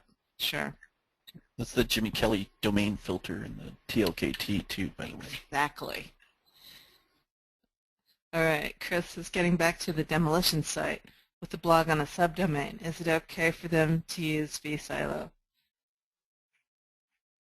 Yeah, that kind of a site, that probably wouldn't be too bad. The one thing that I watch for, particularly on money sites, blogs off of money sites, vSilos off of money sites, is you've got the opportunity to get competitors in there. So, but where it's a site where they got a tough time coming up with blog posts, that's not too bad an idea.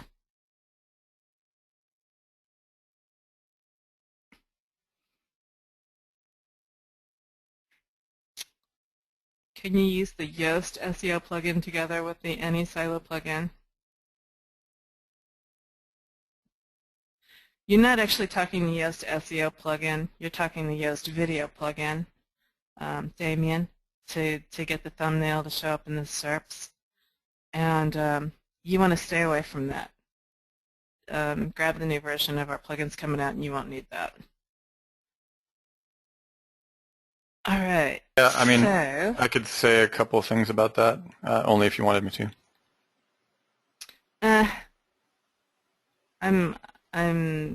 Guys, give me a 1 if you want Russ to talk more about that, and a 2 if we want to move on to these. I'm feeling pushed with the questions, to tell you the truth. Yeah, video thumbs aren't very important, even though they get 80% higher click-throughs. Yeah, but you can get it. No, they're not interested in it. No, you're right. You call it. Okay. They don't want it. Okay, so Kim asks a whole series of questions here. What's the difference between a DAS stack and a cluster? Mr. Kelley, are those synonymous? So a cluster is like what you build out, but the DAS stack, I would say, if you're looking at it from just one piece of that cluster. Okay. So for instance, if you're doing a stack to like your Weebly, like when you come back through and you add more 2.0 links, PR links, bookmarks to that specific property, that's what I typically refer to as a stack. Okay. Because in that way you're kind of tiering that specific property in the DAS cluster.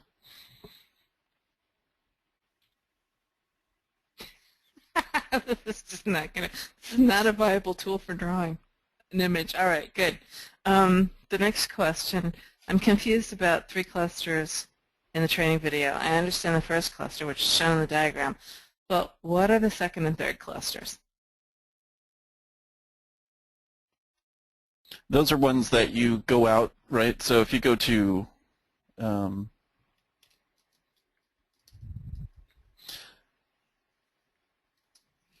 let's see if I can pull it up here. I guess I should share my screen again, huh? Yeah, you should.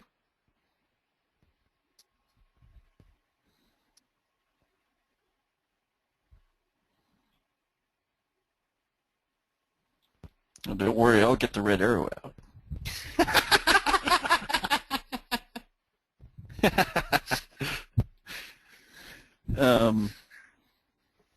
Okay, can you see the screen? Give me a Yep. 1 if you see the screen. Okay. Yep. All right, so when you're looking at this, so your first DAS cluster, so there's a few properties in here already, right? So we have,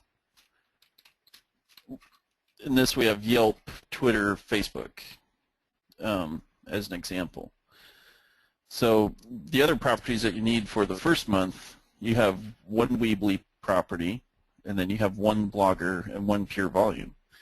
So those ones are mostly just the benefit of being able to link out to multiple places. Specifically this one, you know you have to link out to 3 places, and so you're typically looking for a contextual type 2.0 to be able to do that. You could do that on some of the image ones and stuff, but so I know that in my next cluster that I'm going to build, I need different properties on all of these. So I'm not going to use Yelp.com the next time around, right? I'm going to use something else. And so when you utilize, so this moz.com/top500, this is supposed to provide you a list with other high DA that you can use. Okay, so let's just go through one of these and look for, so you can see that Tumblr was one of the ones on our list, and you can kind of see its Moz rank is pretty high and the Moz trust is pretty high. And typically you're just looking for DA 80 plus.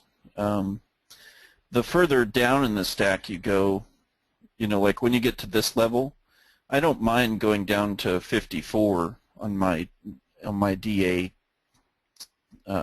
properties. So, but you want to start out with the highest in the back. So when you go and you pick your new ones coming through, you know, some of these you're not going to be able to put stuff on. I know I could definitely do a video because that's Vimeo. I could upload the video I put on YouTube over to there, and in that description, that might link over to, so if I did a video, I could put a video here in place of pure volume, because that's just a one-way link, right? So whatever I pick there, pure volume could be Vimeo, for instance, and then in the description of Vimeo, you're going to link over to your next property. And in Twitter, remember, I believe in the videos we said, go and get some citations built, right? So one of the citations that was built, you already have a lot of these already pre-populated. So, yellowbook.com might be one of the ones that got built with the order that you did. So instead of using the Twitter here, I could swap this out for the yellowpages.com. And so there's two different properties for my second stack. And the reason why we don't give a where the heck is the, so you want to try and go through, and you're not going to be able to always use every single one, like Delicious, here's a bookmarking one. You can always do a bookmarking one. Here's Weebly that sits at the back of our stack. You have blogger.com. It's going through webs.com, so webs.com is a contextual one that you could use. LiveJournal, Jimdo. So all those can be used to substitute. So instead of blogger.com here, that could be jimdo.com. And it's going to be the same process. I mean, you make sure you get your keyword in the URL, and you can put up the pages like how we showed in the video, and you're just going to link to where they need to go for the clusters. So it's basically the same thing. You're just swapping out the properties for each cluster. So hopefully, does that make sense to everyone? Give me a 1 if that makes sense, or 2 if changing out the properties does not make sense.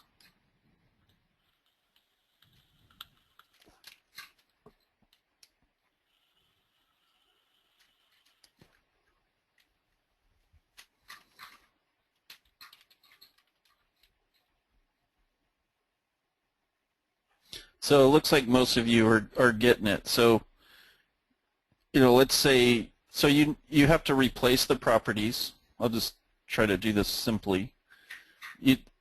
This is your first cluster. This picture here is your first cluster. So on your second cluster, what you're going to work on week 2, I'm not going to go out and build another Weebly because we already used that in cluster 1. So you want to go and pick out one of these other properties to use. So, I'd probably do webs.com in place of that one. So on the Weebly, my second cluster will be webs.com, and then I'll find one for Blogger. Whoops, I keep pulling up my email.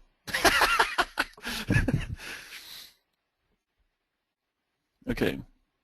So on the next one, I know it needs to be contextual to replace Blogger. LiveJournal is a contextual one, and you just kind of have to go in and look and see if it's a blog type site or not. Okay, like some of these you won't be able to go and actually get something on.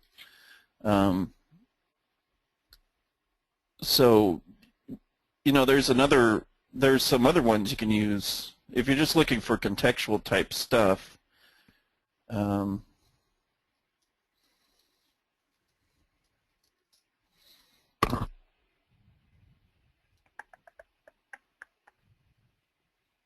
So if you go to like FCS Networker, like this does stuff automatically for you. This is a lot like RankWiz. I still use RankWiz, but I think just for purpose of showing other contextuals, like these icons here and stuff are a list of all the ones that they do. So right here, you could go through this list and create,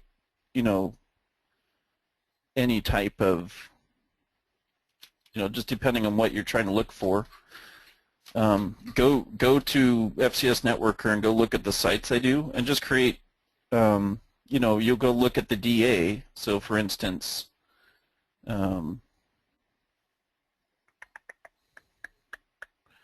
Let's just look at one here. I've never used this one. So let's go look and see what this is. Let's say I pick Kipt to work with. So I'm just going to cruise over and go try to find it. Okay, we're going to open it up. And we know that we could get links in here. The question is, what type of links are these? But it looks like it can be a blog. You know, if you just kind of look around on here, you might be able to find, well, let's see. You can go one step further. So we know this can be used because it's a DA of 64. So that's definitely above the 54 mark, which means it can go anywhere. It can go anywhere in the cluster. Okay. It wouldn't go at the very back because it's not high enough, but it just depends on which properties you're going to use to swap out. Okay, but we can go in and just to see an example if it's a site for the piece you're looking for, like can you put an article up to link out 3 ways on it, you just do site : and you put the domain name, just take out the HTTP portion. And typically you'll see ones at the top that are, if it's an account type thing, you'll be able to see one that's got, so here's one on Maria 407. So that one's gone. Well, and this might have been a bad one to pick too, so we don't know. So let's see, hacks. Yeah, see, so I'm not seeing many of these, but so I probably wouldn't pick that one if I wasn't familiar enough with the property to really determine what type of link you can pull out of it. So you know, I would just go back, you can just go back to your FCS networker, whoops, and maybe we would go and pick something else. You know, we'd be like, okay, well, let's try this one. So we'll do the same kind of search. You just do livejournal.com, and let's see if we can find someone's account. Oh no, they didn't. That's funny. Okay, so here you can see that this definitely is something contextually with. You can see that they can get some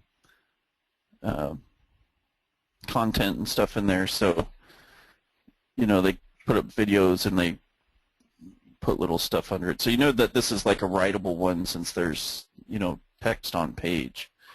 So, and typically you can just link out using these same type of properties. But the reason we don't define what you guys do for stacks, for all the stacks, I mean, we wanted to show one so you get the overall idea. But if we show the same stacks and then everybody goes and does the same stack, then that's going to create a footprint. So a footprint, you know, if you use the same sites to get your rankings over and over and over again, eventually that just doesn't look natural. You do it too many times and it's going to be a footprint for Google. So they'll recognize that footprint and then they'll start dinging sites that have the exact same footprint across it. So that's why it's important to make sure that you're swapping up what your clusters look like each time you're linking to it. You know, and certainly if this is a different site, then you're going to be fine to start over with the same process, but just kind of keep track of what you're linking with for each of your clusters and make sure you're swapping those properties out. And the back of another question popped up, the back of the stack would be here. Okay, so this is the front of the stack over towards the Facebook, and then the back of the stack is typically towards the Weebly. So typically the higher the DA, the more trust it has. It's not always going to be the case. Like if you absolutely just want to get down to the details, you can go to your Majestic, okay, and you can put in the site that you're thinking you're going to choose. Okay, so you want to put in,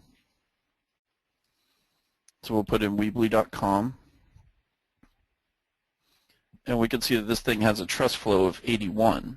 Okay, so now let's say it was between this and LiveJournal. So let's just see what LiveJournal is.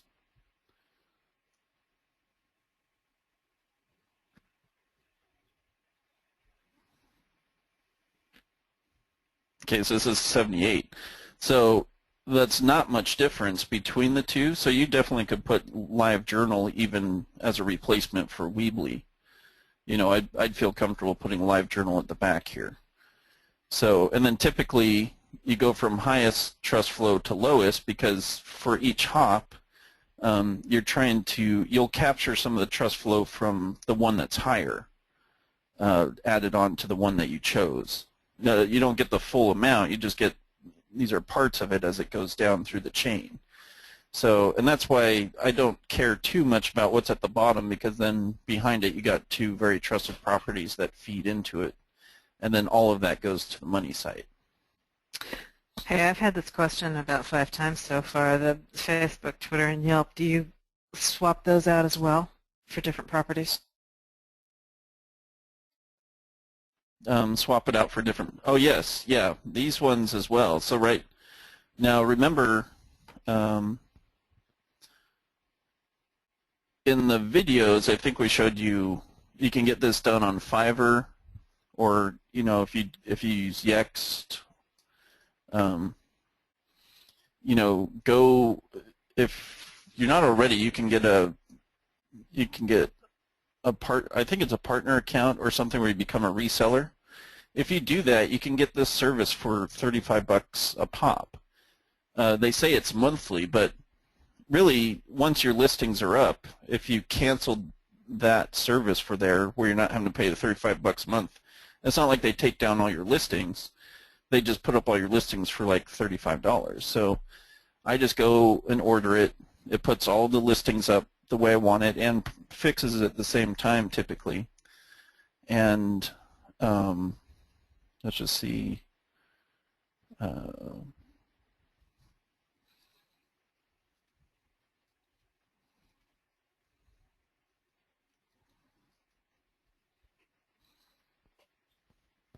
So if you go to,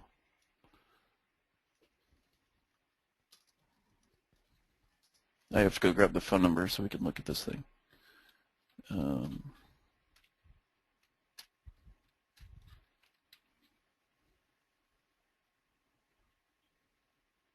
And I'm looking at yext.com right now for those that don't know what I'm looking at. So just go paste this in. You can do a scan now. This is a good way for client stuff too. If you just want to see like how bad is their listings, you know, don't worry about the not standing out. That doesn't matter. But what does matter, if you ordered this and you get that reseller account, you can get all of these properties done for $35. Okay, so these are all high DA sites. You know, like go look at City Square. City Square is a DA of 61. Okay, so this 61, you know, it didn't actually go in here, right? This wasn't in the first part of the cluster. You can see we use Yelp here as one of the examples. So I know that I could come into any of those properties that we got from there. So whether you're using the Fiverr gig or whether you could go through and try to get the Yext account going, you can come in here and just pick any of these properties at the end, can swap out for that. And these are very important links as well. I always do these types of links no matter if it's an affiliate site or anything, because these type of links give you more of a presence in Google. You know, you're establishing an address. It's more of, I call them like branding type links.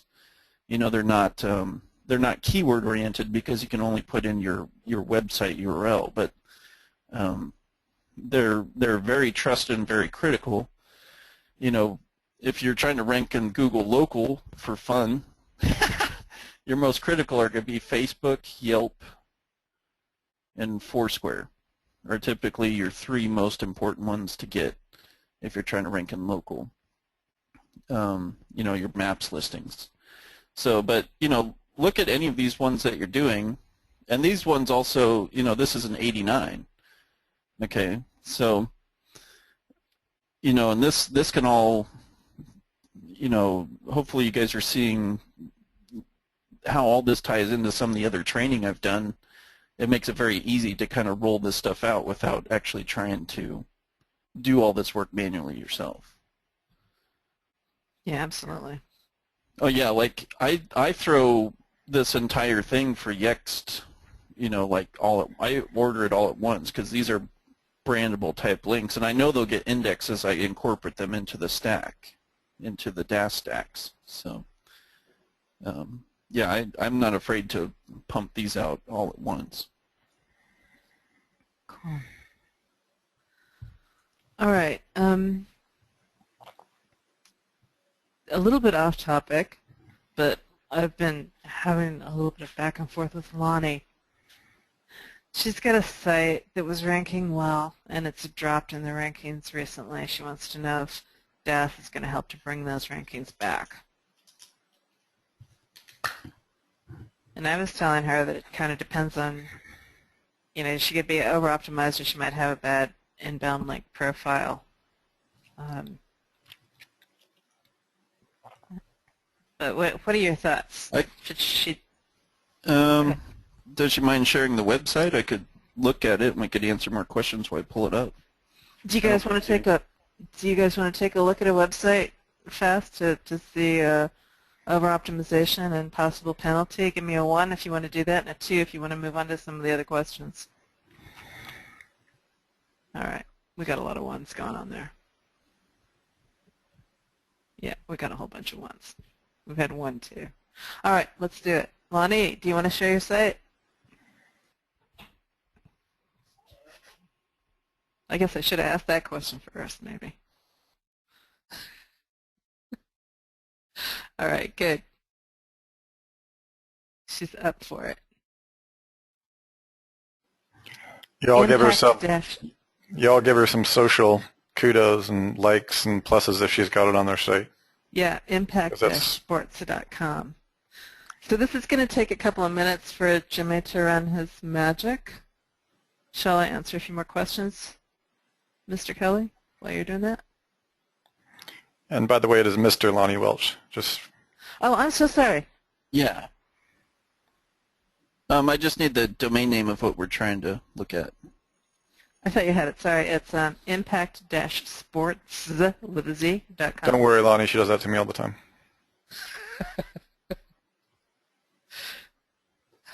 Sports.me. .com. Impact-sports with a Z.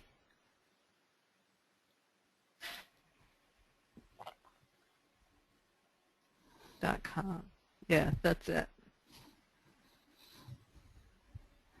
Okay, I'll get this running while we answer some more questions.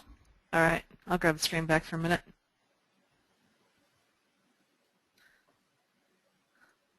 Bakeba. George says not all at once with the likes and pluses. I don't think it should matter. We'll test Lonnie's server array. Right? That's what you have a load balancer for.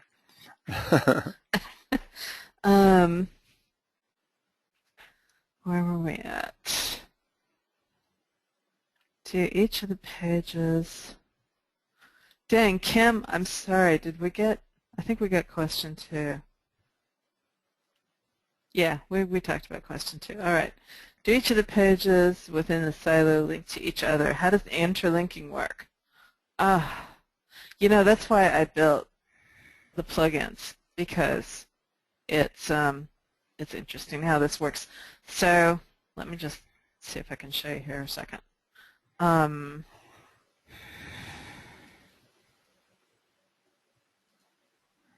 right.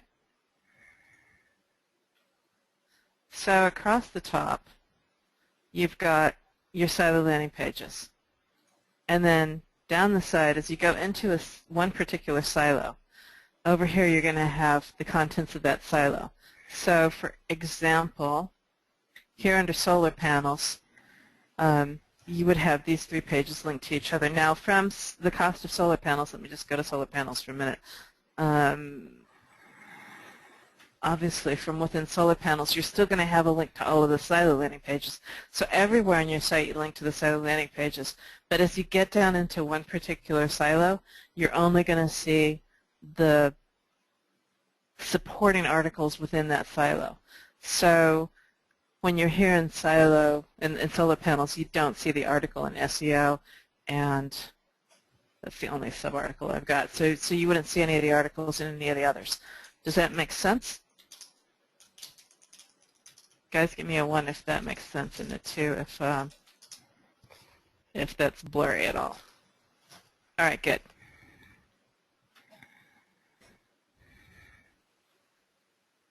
Jimmy, what do you use to rank? I can never remember the name of that tool. To track your rankings.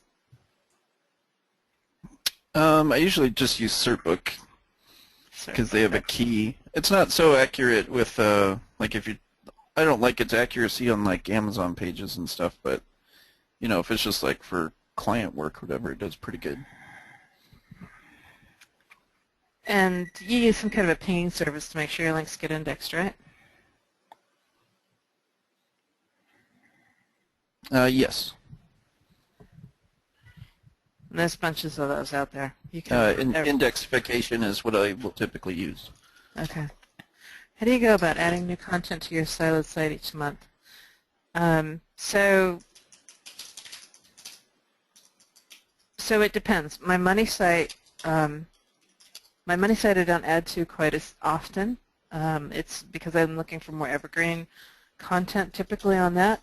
But my blog, I add pages to regularly. Not necessarily so much pages, but at least posts. And I try to do at least 2 posts a month, which is one of the reasons why I went to that new Simple Silo plugin module. But even if I were using the older one, the 3-layer silo plugin, I would still add posts more often than I would add pages. How much of this stuff do you explain to clients? You know, I don't get into the technical nitty-gritty with clients because that's not what they're interested in. I focus, like, the technical nitty-gritty is like the drill, and what they're interested in is the hole that the drill makes, right? What they really want, their bottom line is they want more customers, they want to make more sales. So I couch everything to them in terms of what the benefits are, to them getting more clients, to them having more LTV, that kind of thing. The one exception to that is I will throw in enough stuff, like bleeding edge and technical stuff, so that they're aware that I'm not your standard SEO or online marketer. That, you know, I'm talking a whole different thing. I'll talk to them about keyword ROIs, right? So like you look at a keyword, and this is the return on investment that you're going to get, that you can anticipate getting. I don't make promises. It's all approximations. And when I talk to them about keyword ROI, and when I talk to them about the semantic web and where things are going, and when I talk to them about trust, like the trust in the web, what Google is looking for, and you equate trust from links from trusted sites as well as trust from being a bona fide person in Google, then you're talking a jargon that nobody else out there is using. So, you know, that sets you apart from everybody else, and it makes it really easy to close a sale. Once they're my client, I might talk to them a little bit more in detail. It just depends on the client. Some clients, they don't care. So long as they're seeing results, they really don't care. But then I have other clients that are very technically minded and they want to know more. I don't give away any of my secrets, but I'll talk to them in enough detail to make them happy. How can we find out more about Fletch's business model and selling local leads? Yeah, totally off topic for us. I can give you Fletch's home phone number if you want that. Yeah, I like that. Hello? Can you give an overview of what we can expect from the Network Empire team over the next 4 to 4 months? What, you haven't gotten enough already? Like, wait. You know. I promised to dance a tutu. Oh, dang. No, we saved that for certification. Okay. You can't do that. You can expect me to dance for you. Yeah, I mean, what we're going to try and do is cover the material that we've got inside of Director's Cut. As you can see, I have very little control over my business partners, and they tend to add a lot of additional information at no additional cost. So there you go. You can expect that. What can we expect? What if a potential client website is not WordPress? Does it lead to problems if you want to implement DAS? DAS is not a problem because DAS is completely like it's off-site. Doesn't have anything to do with the CMS. Yeah, but the plugins, yeah, that makes a difference. So typically, like again, if they have a website, you don't necessarily have to touch the website. You can add a blog, right? And you can add a blog on their same subdomain. And if they're really picky about it, which some clients are, you get particularly like if you're in the dealing with lawyers and other professions like that, they're really, really picky about the content that's on their domain. So then you can get another domain and put your blog on a completely separate domain. It's not going to be as effective, but it will still help rankings. Wow, you guys are incredibly attentive. We still have well over 100 people on the call after solid 2 hours of answering question after question. That's amazing. You guys have been a great audience. Definitely. I'm just, I'm not seeing all the questions flash by because I'm reading the ones on the screen, but I just saw Christine say that she submitted the questions in the first webinar and also added to the doc. If they've been added to the doc, they're here. I got to say, I'm only up to, I'm not even all the way through the questions that were submitted the first day that we had the questionnaire up. I'm sad to say. So, but the good news is new questions are not being added as quickly. So I can skip 18. That's right. I had deleted that a couple of times, but I had to go back and do it again. Thank you. Here's a quickie. Damien has asked, how should I set the permalinks when using the Silo plugin to build small local one layer? The permalinks. Oh, that's a great question. Let me just on he's talking obviously about simple Silo. Is that right, Sue? Or no, he's just talking about any Silo. Doesn't matter. This should be your permalink. Regardless. And it should be on the install. I think didn't we code it to have it properly set on install now? Yeah, we did. Yeah, it will. So everyone, this should automatically, as soon as you install either one of these plugins, should automatically be / category post name. Yeah, but if you've got the older versions, then they won't. If you have a very old version, then you really shouldn't have that very old version. I just want to tell you. So be sure to upgrade. They might. Anyway. But you shouldn't. Okay. I bought an expired domain and built a site a few months back, and for the keyword top link building, it does fine. But how would you use it? In other words, what would you do? Please feel free. We had this question before.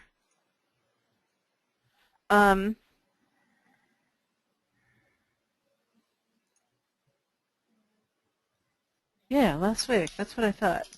So, all right. So then I'm not going to answer it again. Most of these questions are not from last week, are they? We haven't gone through and answered everything all over again, have we? Did I get on the wrong sheet? Tell me no. Okay, good. Does it matter if I create the blogspot from the same Gmail? Create the blogspot with the same Gmail as the social profile. No, that's fine.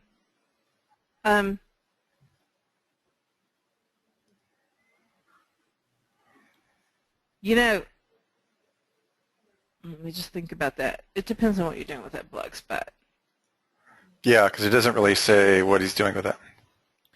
Links from Blogspot. I'm trying to remember if those are do-follow links or no-follow links. I kind of think they're do-follow links. I'm checking. If those are do-follow links, I would not use the same social profile. I would use a different social profile. If they're no-follow links, then you're good. Otherwise, Google's could look at that and track it back and say, hey. If one makes a mistake in making a vSilo in WordPress, is there a way to delete it and start over? Yes, you have to delete the pages and the category. Yeah, which is fairly important. Yeah. People forget the category and then things get messed up. So, you know, we have, yeah, cool.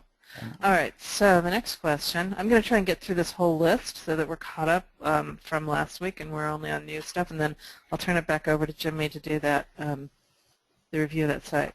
So reviewing social explosions, help material is under the impression that if an RSS feed is added to Social Explosion on blog 1, that it is possible to add a new RSS feed on a completely different blog. Yeah, I made that mistake, I think, when I was doing that first video, and it's not true.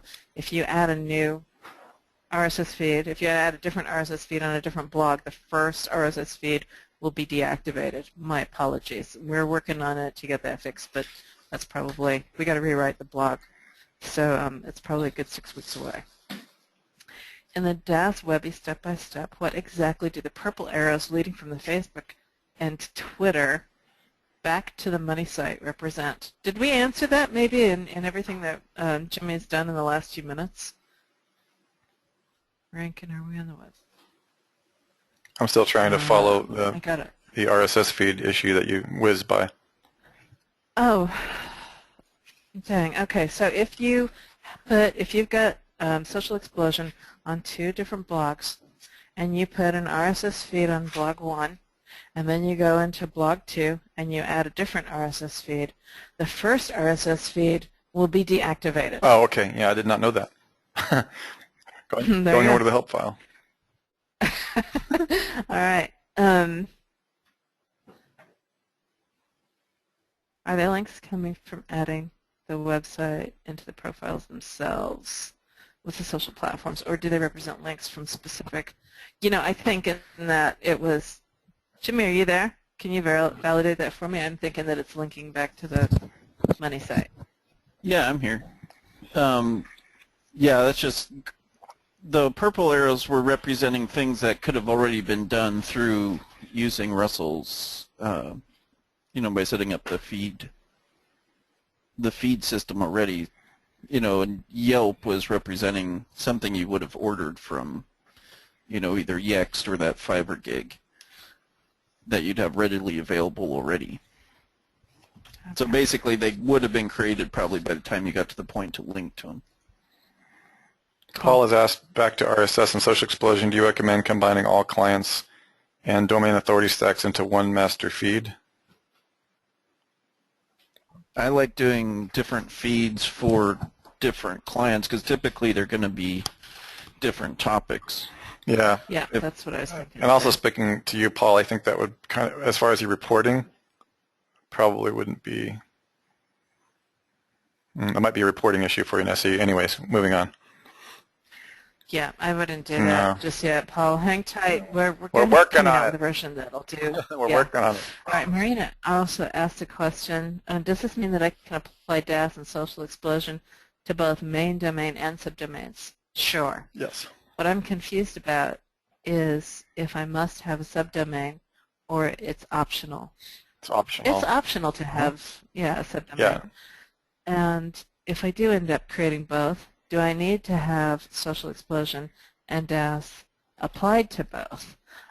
So Social Explosion is only going to be needed if you're building new posts. So if one of your sites is a money site and you're creating a relatively static site, or you're creating a site with pages, you don't need Social Explosion. DAS, on the other hand, you can easily run to both. And when you say the well, there's just some strategies there. We get into some more advanced strategies, but there are advantages to powering up your subdomain, as Jimmy will tell you guys time and again. Marina, I know is she's going to be at certificate. Is taking other courses, yes, so she'll get the skinny on. Yeah, so you're going to have some. We'll get into that with you more, Marina. I know what you're asking, and you have the right idea. Yeah. So when you say the first RSS feed in the Social Explosion is deactivated, what happens if posts are pending? If those posts are pending, they'll go ahead and get socially exploded. Those posts will go ahead and get. Is that a verb? Social explosion. It is now. Steve B says this information is absolute gold. Thank you, guys. You're welcome, Steve. And yes, it is. It's because Sue and Jimmy are so crazy skilled with this stuff. Josh says, so let me get this straight. There is no benefit to using Social Explosion on a site that is static. Well, there's a couple of things, Josh. If you have the RSS feed function there, so if you have it installed, you can use it as your centralized repository for any RSS feeds that you want to schedule. And your RSS feeds should be ongoing. And those can be from second-party platforms and other what we call WRS1s and WRS2s. So for the site itself, it depends. Are you using RSS feeds pointing to that static site that are on social platforms? And probably you wouldn't be if it's a static site, meaning there's no content being updated. So the advantage would be, yes, more minimalist compared to if you have a site that's got a frequency of publish. Yeah. All right. So, Lorena, one more question. New client has a Shopify site. Not sure how to work with those. Facebook, Twitter, Google+, Instagram. You know, that's, Lorena, could you put that question into the thingy-dingy, into the we get that question a lot. She has. Okay, we will come to that question. Yeah, we get that a lot with Shopify. All right, so just a couple more questions I want to try and get through. Social explosion on multiple websites. Can you walk us through adding the additional feeds, added blog? Okay, so that's that same thing that we just talked about. And I wouldn't personally try to rank Shopify. I have to say I wouldn't either. Just because they have a seriously, well, I don't know if I should badmouth. They're not. They have some things seriously wrong with their coding on their site. Yeah. Yeah. Let me put it that way. I'm not going to bash anything or talk trash, but I would just leave it at that. Okay. I find most e-commerce sites are very difficult to get don't right. get either one of them started on e-commerce. It's a great conversation, and it could take another 2 hours. And I must say that I've been around for a while working with Sue on some big e-commerce platforms, and I'm not going to exactly call them nightmares, but I'll just call them nightmares. I'll tell you what I do with an e-commerce platform, just quick and dirty, 2 sentences, and then I'm done. I create a blog with static pages. I put those products on those static pages, and they link over to the e-commerce site, and then I rank the blog. Yeah, and I've watched you do that successfully with some big clients. Period the end. Yeah. Okay, period the end. All right, so you're not letting us get I really want to finish this. I'd rather take those things and put them on Amazon. You can do that too. There's a cost of putting that's them. what I would do. Yeah. There is a cost of putting them on Amazon, and that's a business decision. Yeah, so, I'm not going to make that business decision. I'm just and that does get into business architecture, and we do talk about that in other trainings that we have out there. So, okay, Sue, I know you're rushing towards the finish line. I am. Because we're at the 2-minute mark. I only heard the 2-hour mark already. So, when moving a big commerce site to a new platform, what's the best way to counteract a possible drop in That's exactly what we were just talking about with the whole Magento process that we went through with that gigantic site. We actually went through that transition period from. So there was nothing that could be done. all you can do is 301 the old pages to the new pages. Yeah. That's it. All right. And Jimmy wasn't on that project at the time because he was before. That was before Jimmy was working with us. But it would have been useful if he'd been around during that. But it was a super mess. Okay. So I hope not too primary. However, just wondered, is there a simple way of tracking the traffic to a site apart from using Google Analytics? Yes. Oh shoot, my brain is going to fail me. What's the other analytics software? Jimmy, do you know it right off the top of your head? There's a really cool one. Peak Week, or heck. Pickwick? Yeah, you're on the right track. There's a few different ones out there. It's Pickwick.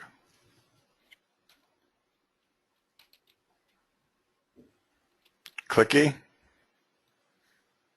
Piwick, I think it is. Yeah, Piwick.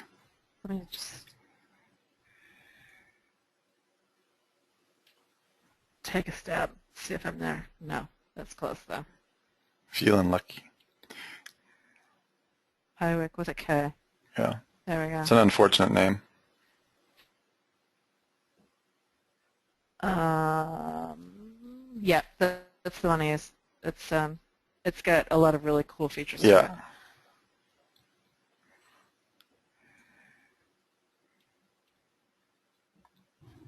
You guys are amazing. Let's call it. The call is still packed. K.org. And And if I mash up my current RSS feeds into one super feed, bum, bum, bum, bum, will social explosion send signals to the old RSS feed or only to the new posts? Only to the new posts. All right. Phew. So I'm done with that. Mr. Kelley, you can take it away. Oh, did we get? Okay. Hang on, just a I think I got all the reports ran. Okay, great. Just a second. Let me make sure. Fantastic. That we answer Christina's #1 question. Using social explosion on multiple websites. Yeah, you can't add. Can you walk us through adding the additional feeds? I have added another blog, but the reporting is not showing in these posts. Just the original blog post I installed on it. So, oh, I see. That was slightly different from what I thought it was. Hang on a second. So, social explosion. Dun, dun, dun, dun. You come in here. You add the RSS URL right in there, and then if you want Twitter, you're going to have to enable it. So let's just say like www.team-zoom.com. You enable that. You set this to whatever you want. Oh, it'd be /feed, right? Oh, duh. Thank you. And Pinterest if you want that, and Digo if you want that, and maybe you don't want Delicious, and so you just leave that one enabled, and then you hit Save Changes. More coffee, yes, exactly, Jazz. So, so that's all there is to it, and that what'll happen is everything that's on that feed will immediately get kick-started. So remember, if you've got 20 or 50 RSS feeds, they'll all be put in queue and scheduled. Entries on the RSS feed is what you mean. The links on the RSS feed will all be promoted and planned. So just be careful that you know that, because you'll use up whatever tokens associated with each one of those links.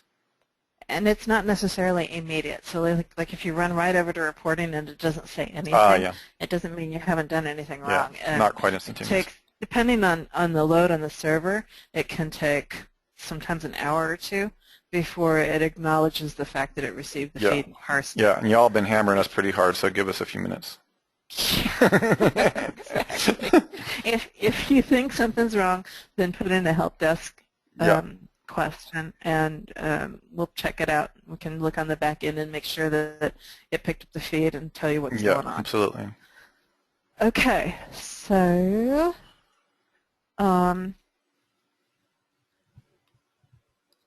all right, so Stephen, would you stick your question into the questionnaire, because it seems like quite a long one. Yeah. I would love to give Jimmy the opportunity to have a bit of time to do what he needs to do, and it's going to take him about a half hour. This is a pretty comprehensive thing that Jimmy's going to show us now, so maybe we should just jump into it, because we're already way over the 2-hour mark. Yeah. All right, Jimmy, take it away.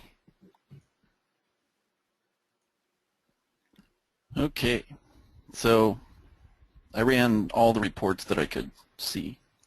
Excellent. That I consider important parts, and I'll just try to walk people through each part. I mean, obviously, without taking the training, it might be a lot, but I can touch on the basics. So first I ran a detox thing on this. Well, actually, first, before I did anything, I went over to SEMrush and I put in the site, and you can see two major drops. This one was about February, and then you got another one again in February. You can see it's not a huge dive at that point, but it's still, they're having enough keywords drop. It dropped by half. And you can see here, 95 to 48, you can see that half drop on both of those. And then they just kind of have leveled out since then. It's been like a slow bleed is what I call that. And typically what that tells me, once you go back and look, you could probably go back and look and see what update that was. But I think we're dealing with a Panda penalty. But just to be safe, I also went and just ran a detox report on it using link research tools. And so they have 56 referring domains. And the worst case links he has is a suspicious 4. Now, suspicious 4 are typically sites that have been penalized. So, for instance, they're not indexed anymore when you do a search for them. And suspicious 4 is okay to a certain point. but when 16 of your 56 links are gone, you know, it's enough because he doesn't have enough of the other good links that I would be concerned. So I would want to make sure that I go in and I disavow using the Google disavow tool these 16, and then you also want to look at the suspicious 24 because this is a possible link network.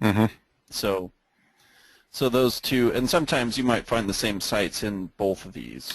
So I would deal with both of these first, and you want to go get those disavowed.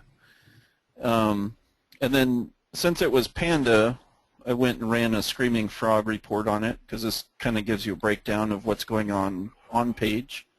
So you have your URL here, your web address, and the main things I look at is the address, and then you have your H1 or your title. I mean the title of your page. You got your meta description, right? Whoops. And you have your H1. And you're looking at these because you suspect a panda, right? Panda means content. Correct. So like over-optimization. Yeah. Panda, so specifically that second drop that he had in February of 2013 was the year that Google integrated the page layout algorithm into the Panda algorithm. So Panda looks at both. Panda handles a lot of the algorithms, but that's when they officially like brought it in under the Panda umbrella. So with that, the page layout algorithm is all about looking like there's too many ads on site. Now, something people should be aware of, they don't care if they see pictures, they don't really care if that's going to different sites or not. It's not about the linking out portion, it's about like how the page looks. So we'll get to that in a minute. But one thing I noticed by running this report, so you look at the URL string here, and I'm sorry I can't make this bigger. But it's impactsports.com/about/location/Austin Basketball Youth/South Austin Basketball Youth.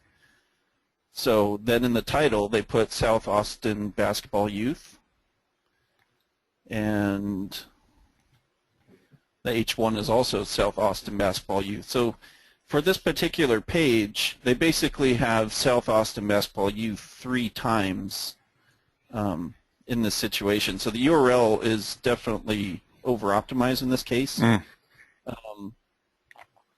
So you probably would want to do some, so it's already Austin.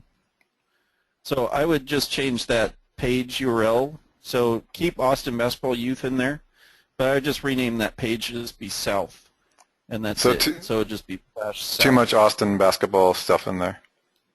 Yeah, so they're repeating this keyword in the URL string twice, and then they're putting it in title, and then they're putting H1. So those are the 3. Way too much. When you're looking, when you're looking at over-optimization, those are the 3 main things that you need to look at. Gotcha. So that's that panda effect you're seeing on Kemper. Yeah. So basically what you're looking at is you don't want to, since the keyword's already exactly in the address, he needs to kind of fluff it up some on the title, if that makes sense. So I would put, you do South Austin basketball for youngsters or something. Right. Or, try to make it, or put like the best South Austin basketball youth program. Like include the keywords, but you don't have to put it like exactly in there because you already have it in the URL. Yeah. So, and then when you go to your H1, so if you want to swap this up to be different than what your title is, but still related, so this would be like a different version of the LSI, because most of the weight will be placed on this URL. Right. And since the exact matches are in there, we don't need to it's kind of like the same thing, and I do this sometimes when I talk. But you'll say like the same thing over and over and over again. So that's exactly what's kind of going on with the page and the keyword here. The 3 main points that it's looking at, you're saying Google's coming saying, "Hi, how are you?" And you're saying Austin Basketball Youth, South Austin Basketball Youth. And then they're like, "Shut up! No, you're not." Well, let me know a little bit about yourself. let's go look at the title, and then Google says, you respond back with South Austin Basketball Youth. And they're like, okay, well, what are you all about? What are your desires and things? And then you answer back again with South Austin Basketball Youth. So this conversation between what's on your page versus what the bot is looking at is kind of, think of that as a conversation. Yeah. Like, you don't want to have to keep saying, you don't need to keep saying the same keyword over and over. Like, if that was a people interaction, you'd be like, okay, going to move on to the next one. Got it. Okay. Got it. That's great. I love the way you described that. That's pretty good. So it's like not a real conversation. Yeah. So, and then we come over and we look at, so now just to get a feel for, okay, I saw how the URL structure was, so then I went to go look at the actual website. When you look at the website, this is, this part right here is about the only text that I see on this page. If you look at this, this is all picture. Yeah, picture. Like there's content down here, yeah. But it's, these are snippets out of those pages. Right. So, and then if you go and you look, like I'll just click on one of them, now you got a different URL that is only a picture. Yeah. So Google does the same thing. When it starts crawling your site, it's going to come and find the same thing you are. So if you're going to these different areas, you're going to be like, well, there's not, the February 2012 was mostly Panda that addressed thin content. And then his second hit in February 2013 was Panda including the page layout algorithm, which is too many ads. And when you look at this, again, it doesn't matter if it's going like outbound to other places.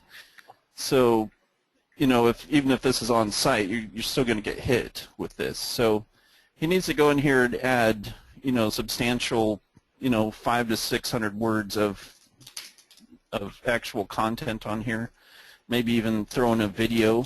Well, he's got videos down the bottom, so he's good on that. But, add in some more content and address the URL structure. And then just make sure that, if Google's looking at this specific page, just make sure you're not saying the same thing over and over again. So like, again, with this one, he's got the main keyword here, first step basic jump shooting, and then it's got first step shooting, and then the H1 is first step shooting. And then this is a big one that probably most people weren't aware of. Get rid of your social buttons under your H1. So to Google, this looks like ads, and what you should have right under it is content. So if you want to put content in and then move, do a paragraph and then move those social signals under that, you can do that. But you definitely need to have some kind of wording under your H1 always, never a picture. No matter if it's an on-site picture or a social picture, whatever, that's a trigger for Panda. So those are the three things I would say need to be addressed. And then once you get that stuff fixed on-site, I would move over and try to get those few links that we looked at, the 14 that were no index and then the 8 that were possible link network. So. Oh. Now remember, part of the page layout algorithm is having content and the engagement towards the top of the page. And so, even if you have some of that stuff on there, like the videos are way, let's see, the videos are down here, and then he's got some content down here, but we need to move all this up towards the top, right? The page layout algorithm, and you could do this. When you look at this in Google Analytics, you can go and look, and it'll show you like where that content needs to fall. Like, should I just pull that up real quick since we're in this, or no? Sure. Why not? We got momentum. Let's help them out. You guys want to see that, or we got to help? Just we got to help you if you'd rather move on. We got to help Lonnie help the kids basketball team. Okay. It's a good cause. So. Let's see.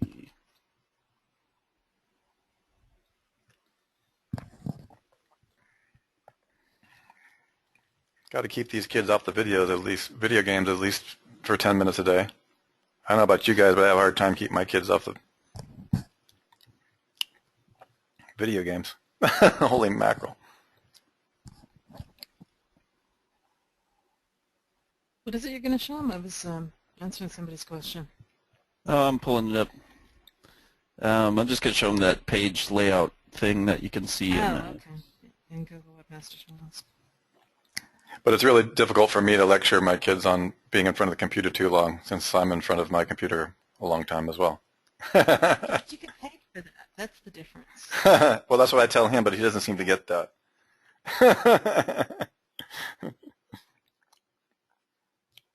Okay, so if you have this site on your Webmaster Tools and Analytics, you can come in here and you can click on In-Page Analytics. And this takes a little bit of time to load, but and this is the page layout algorithm. Like, you can see kind of where your content is on the fold. So I'm just going to show you an example here. Like, I don't have access to this specific site website analytics that we're looking at, so I'm just going to show you. But Lonnie, you can go and look at that and see, and do the same thing.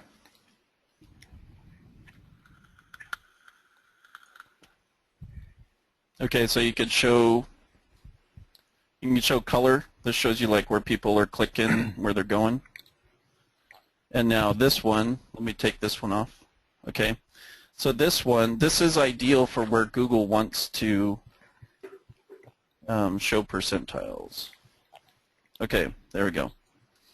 So when you come down and look at this, these lines, I don't know how we can see this, but these lines that are going across, these are the percentages of where the content should land on your page. And Google wants the content as high up as you can get. But I would say you should always be shooting for above the 60% line. So you can see, for example, on this website, this one I made the header entirely too big.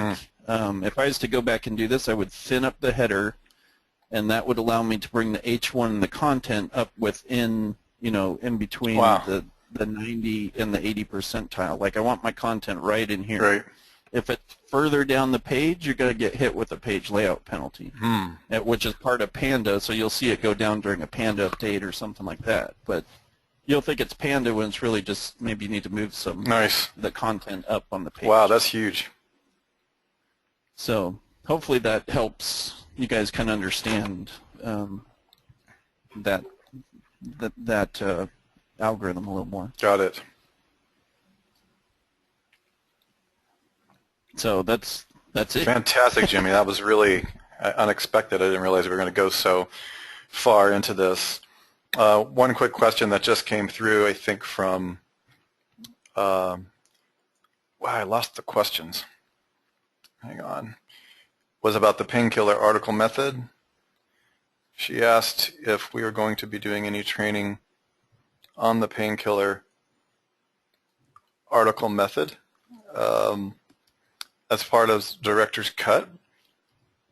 One thing I would be happy to do, I would have to get Sue to sign off on that, would be to provide you with our one-page PDF template on that. But we haven't really discussed it, so let me just get Lorraine. Lorraine is saying, "Oh, please, Sue." Sure. Okay. She don't know. All right, I'll go ahead and drop that. That's kind of huge, you guys. We actually hadn't planned on doing that, but I think it'll be useful. Just know that it's not super complicated. Like, compared to the complex technical SEO training you just got from Jimmy, that stuff's pretty easy. It's just a way of writing articles that are pretty easy. You can do it in under 10 minutes. So I'll go ahead and find that, and I'll drop the link for you shortly.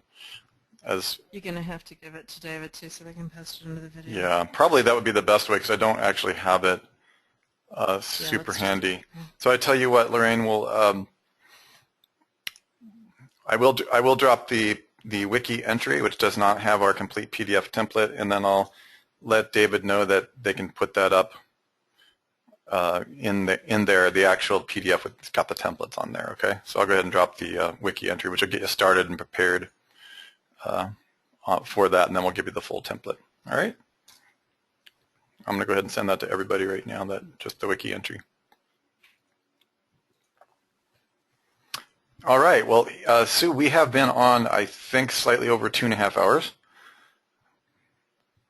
Just coming up on 2.5 hours. How are you feeling about wrapping this up? Yeah, I'm ready to wrap it up. I just got one more thing. Jimmy, would you go into Webmaster Tools really quick and just show them where they can drop a file for disavowing links? Oh yeah, somebody dropped a link I saw earlier. I think it was webmasters/tools/removals. That's not a disavow link, just so he knows. I hope somebody grabbed that. That's why I'm like. Oh, that's why you're covering it. Okay. Yeah.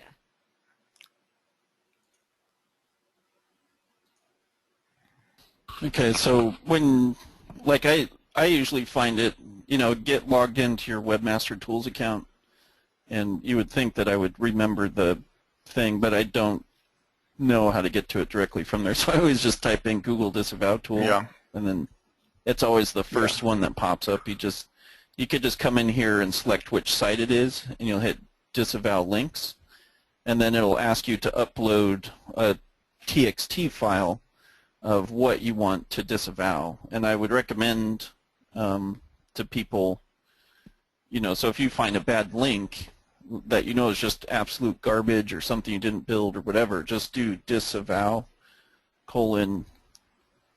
website.com. Remember, don't do www.website.com. Do the actual root. That's what's called the root of the domain. So just do the disavow : website.com. Okay. And just put that in there, you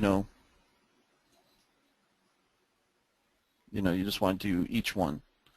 So that's how you do it. Yeah, we're having a lot of kudos coming down the screen. Really appreciate that, you guys. I'm going to read a couple of them out loud. Friends saying, appreciate everything that you guys are doing. It's so awesome. Lorraine thanked us for the painkiller. Thank you so much for the painkiller article method stuff that we're providing. David Duncan asks, at what point should we just join the membership at networkempire.com anytime? David, I'm going to answer that question very clearly by saying there's a distinctive flavor that you get within here. It's highly compressed. I'm not saying that you should or shouldn't join Network Empire, but what I would say is that you fully utilize all the material that you're getting in the director's cut, because there is a unique way that is presented in with the unique connections. So just make sure that you don't overextend yourself. Make sure that you get through all this material first, because there's so many people at so many different levels, and we just want to make sure that you're using what you have at hand. Okay. Let me see. Jimmy says, does Jimmy have a tool to estimate anchor text percentage after a disavow? That's a great question, Jimmy. A tool to estimate anchor text percentage after disavow file has been submitted. Well, that's one reason. Let's see if I can pull this up. That's one reason I like using the disavow tool by Link Research Tools, because let's say I go to start a report, and when you come in down here to do your link detox, you'll put in your domain and everything, but you have the option to link this up to your Webmaster Tools. I don't remember where that is exactly. Oh, it's through an API? Oh, or do you upload your disavow file there? Yeah, maybe, let's see. Oh yeah, that's true. You can do it that way too. Okay. So once you, that's the wrong one.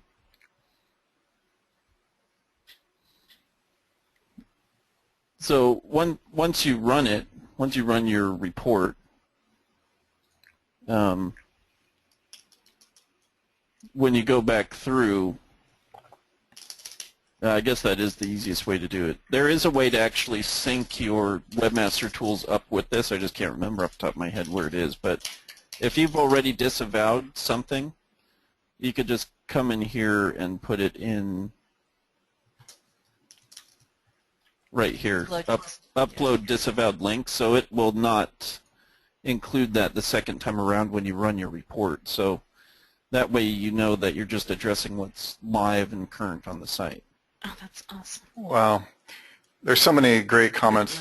There's, guys, thanks. Just so many comments while Susie's saying that was just fantastic. So many new connections made this time. Several of you said the penny's starting to drop, light bulbs going off. Mike says, oh no, that was the other one. Jazz says, great job, so much to learn. Yeah, and I realized, what's really interesting about this webinar today is we've covered so many. At least your overwhelm is contained. If any of you are experiencing overwhelm with it's a good overwhelm because Jimmy's revealed the real essence, and Sue have revealed the real essence of the SEO, kind of disavow the penalization stuff. So you're getting a taste for a little bit of everything, and that's really what makes this a very unique type of environment, is that you're getting really a compressed connection to everything, and I really am enjoying this as well. David saying thank you all so much. Thank you, Jimmy. Thanks for the info. Great. So anyway, yeah, it is a very streamlined. You guys are on the quick path, accelerated path with all these connections, and we're now at the 2-hour and I think 40-minute mark, and this is going to be a pretty large file that I have to process for the rest of the afternoon. So I think we'll probably just go ahead and wrap it up. And next week at the same time on Tuesday, we're alternating from evening to afternoon, evening, afternoon. So next Tuesday will be in the evening. Okay. And so the sign-up link will be in the Director's Cut area, and it'll be the same time as it was on the previous Tuesday evening. Sue or Jimmy, do you have anything to wrap up in this? Anything you'd like to add? Any words of inspiration or profundities? I have some. Okay. What you got to say, Jimmy? First, I wanted to tell Patrick thank you for sending me the barbecue sauce. Oh. I really enjoyed it. Oh, right. It is very good. I've been getting into barbecuing, and he has a book that he's written. It's really awesome stuff, and I've been really liking. Oh, Patrick wrote a book on barbecue? It's like you do classes, right, Patrick? What's the name what's your website, Patrick? Yeah, do you have a website? Because we can drop it here. Just go, we're a lot of us into barbecue. What's the name? Tatubq.com. Tatubq. Okay. Let me write that in here so you guys can see. Yeah, we should paste it in there. Yeah, we'll drop the link for you guys. Patrick, I hope you have a server. I hope. But it's really good stuff. Excellent. So he's and you got that you've got that ceramic barbecue thing, don't you? Oh yeah, I got the big green egg, and I've been loving that. You're barbecuing badass. Learning to smoke stuff. I'm really jealous about that. And I'd also request a favor. If you guys really you guys like the sessions and stuff we've been doing, give us a shout out in the Facebook group so people can know that we're doing a good job. Yeah, that's helpful. Just to spread the word of what you think on Director's Cut. Yeah. So do it on the OMG. What that's the OMG NHP. Yeah, you can Facebook. do it. The OMG group is fine to mention it. And then that's all I got for now. Okay. And thanks for everyone for sticking around for so long. Hey, Sue, do you have any words of wisdom to depart, business or otherwise? The one thing that I will say is I've seen several questions scroll by that we haven't been able to get to today, and I don't want you guys to be left out in the cold, so please use our form and add your questions to the list. We're slowly knocking them down, and we'll get to you shortly. Yeah, so I appreciate your patience. And I would like to thank the audience. You guys I am really impressed. We are 2.5 hours in, and we are still looking at, I think, greater than 100 people still. I've actually never seen anything like that. Very solid, very full on. You guys that tells us a lot about your dedication and commitment, and that affects our desire to give. We give as much as we possibly can. One thing that you will learn about my team, whether it's a live event, whether it's at OMG Live, we will give and give and give. I mean, to the point where I sometimes feel like I need to drag Jimmy and Sue off the stage. Remember at OMG, Sue, it was at a certain point, even Mike Long was like, okay, they should eat, It's so that's one thing I would say is we do tend to give and extend, and what really excites us is when people are showing a particular kind of discipline, because discipline is that one thing that takes us from good to great. It is also what actually enhances the connections of even a team or what we call a mastermind. So, that's really what I'm excited about. So I'd like to thank each and every one of you for that. And also remember, one thing I would appreciate to add to this, just again trying to cover my team's backs, don't leave help desk messages on Facebook, like on Sue's Facebook. She just simply won't see it. I will actually see it, but I will redirect you to, I'll just drop our Fanatical support desk, or you need to go actually to, if you ask me about software, rather, go to, there is also support follow-up in Director's Cut directly for the course content. So don't try to hit Jimmy or myself or Sue up on our Facebook, because that's like our personal family Facebook page.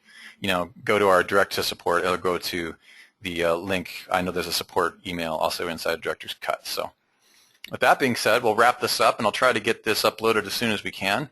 And we look forward to seeing you. Sue, am I interrupting? Do you have something else you want to add?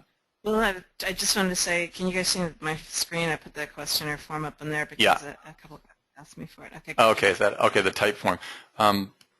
Yeah, but how are they going to? I dropped it to everybody. Oh, did we? I dropped it. We dropped it. Okay, we don't have to memorize that link, right? Okay, cool. We should make a Bitly that's yeah, okay, quick. a mnemonic somehow. Yeah, I mean, that would be tough.